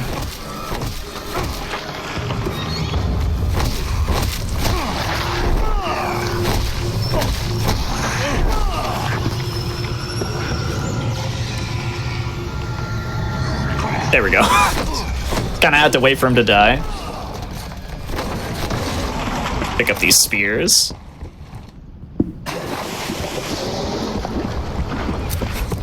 Gonna use one of them right away to kill this molded. He just gets yeeted. Oh, we got interesting pattern here. Usually these two aren't stuck in this doorway, but when they are, it is faster. Really, really good right there. So the reason why it's so important to kill all three of those as fast as possible is because you get to break open the door before another molded spawns. There's actually 2 more molded that will spawn. So this is where like the very execution heavy section is. Like this is all, I'm making this look way easier than it actually is. Because I've just ran this category so much.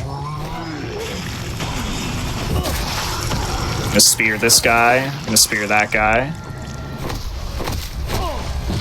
It's actually faster to leave a spear for this big guy, but it's a lot safer to use the spears on the molded because sometimes the molded don't die to the combo, as you saw earlier. But that is very, very good. That section is just non-stop optimizations after another. Which we also get to see Jack Baker again.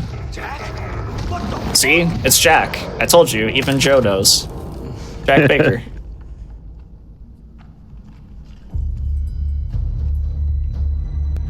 Which, for the uninitiated, Uncle Joe is Jack's brother. And the reason why, I guess, Uncle Joe didn't know that they were in, like, you know, that they were being controlled by Evelyn and, like, infected by the mold is because they don't have a good relationship, so Uncle Joe doesn't care to go see them. I think that's, like, what's implied. How the fuck can you do this to me? Get me the fuck out of here, Jack! So,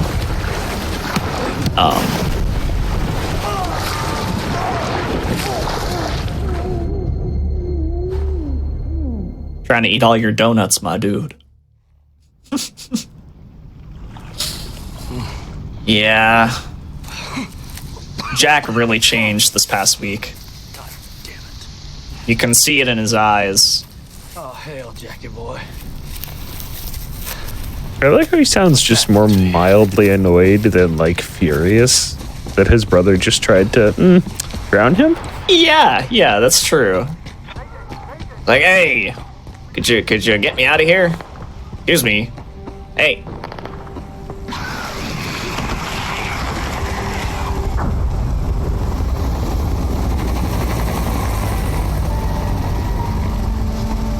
And now we get to the section of the game where, Son of a bitch.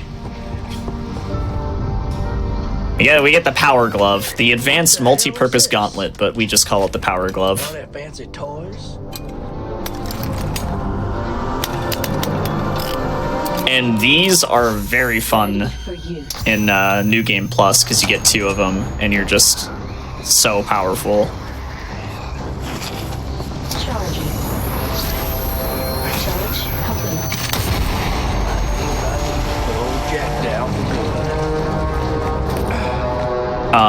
The charge up mechanic we won't be using a whole lot, but we are going to use it a couple of times. Going to use one right here. Is it auto fire after a certain point? Here. No, you can just keep it charged until you release the mouse button. Okay, man, your timing is immaculate because I thought it just auto fired at a certain point and you just had the timing down pat. Yeah. As soon as it gets that level 3 release, the sooner the better.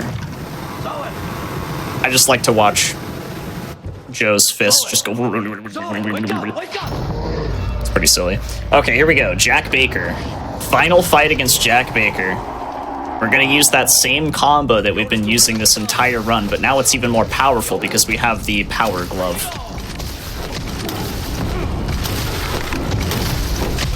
Now, this fight can be a little random. As you can see, Jack is kind of just moving around freely and doing whatever attacks he feels like. Now we're going to do a charge as he's kneeling down. And back to comboing.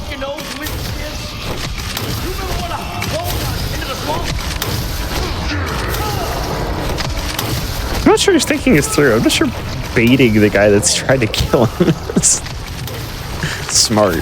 Oh no. Smart was thrown out of the window right at the start of the DLC. For sure. Oh, this was a really good fight, actually. Really good fight.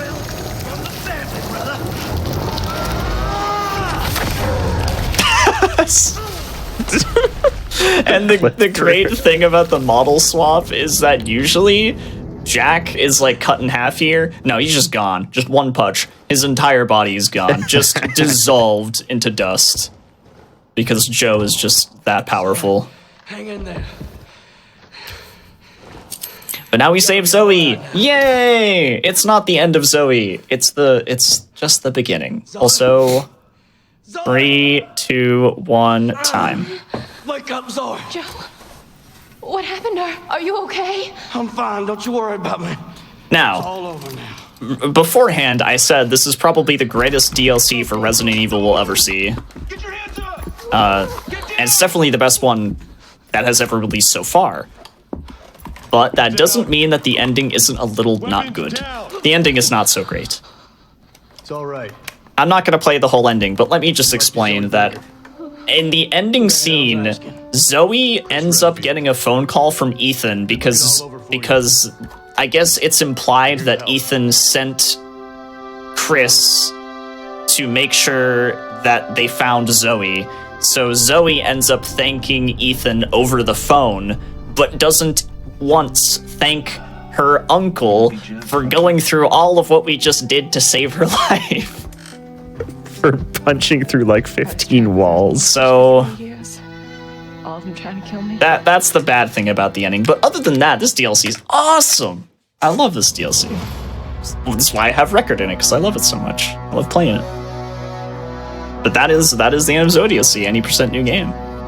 Yeah. Woohoo! Well, any last words? Promos?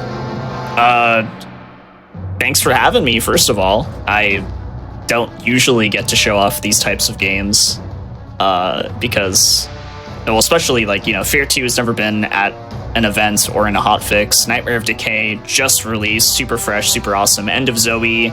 I've been the world record holder for like a really long time, like on and off, and I've always wanted to show it off on GDQ because it's awesome. So yeah, this was super fun. Thank you for having me. For those of you who enjoyed watching me go fast and play some fun games, I do stream full-time at twitch.tv/MaxiLobes, and I also have a YouTube channel if you're interested in watching some content there, youtube.com/MaxiLobes. I'm literally MaxiLobes on every platform, whether you're looking for me on social media or YouTube or Twitch. I am the one and only MaxiLobes. I really liked that Back for Blood video you put out. That was really good. That one got a little boost. The algorithm liked that one. But yeah, definitely go check out some of those speedrun documentary-esque ones. I did one for this game, how Resident Evil 7 changed speedrunning, which... Yeah. That's the title of it. Go watch it. You'll see why you'll see why I named it that. But yeah, that's it's gonna be it for me. Thank you again. Thanks everybody. Yeah. Of course, thank you for coming on. Yeah. And thank you everybody for stopping by and checking this out. I want to do obviously more of these just because I love not only showcasing like specific games and specific franchises, but like the wide variety of runners that we have in the community and the skill that we have among everybody. People who can do 2, 3, 4 games at a time and keep them all relatively fresh. That's wild. That's really hard to do. Speaking as someone who's like tried to do that, being near the top of a bunch of games is really difficult to do. So again, thank you, Maxi, for coming on. A few last things before we go. Just a reminder, we've got Mercy Kill with Skybills tomorrow at 7 p.m. Eastern. And SGDQ coming up June 26th, July 3rd. Maxi will be there running the Lord of the Rings Return of the King. And if you want to check out more info about that, or if you want to submit a prize for it, go to gamesdoquick.com for more info. Check out the Frame Fatales, next all-women's speedrunning event, Flame Fatales, in late August. !FF in chat for more info. Or go to gamesdoquick.com/framefatales. And yeah, just thank you to everybody who comes by. Thank you for supporting, and we'll see you in 2 weeks for a little bit more of an interesting show. I think people may not necessarily be expecting this kind of thing, but I've wanted to do it for a while, and I hope people like it. So we'll see you then.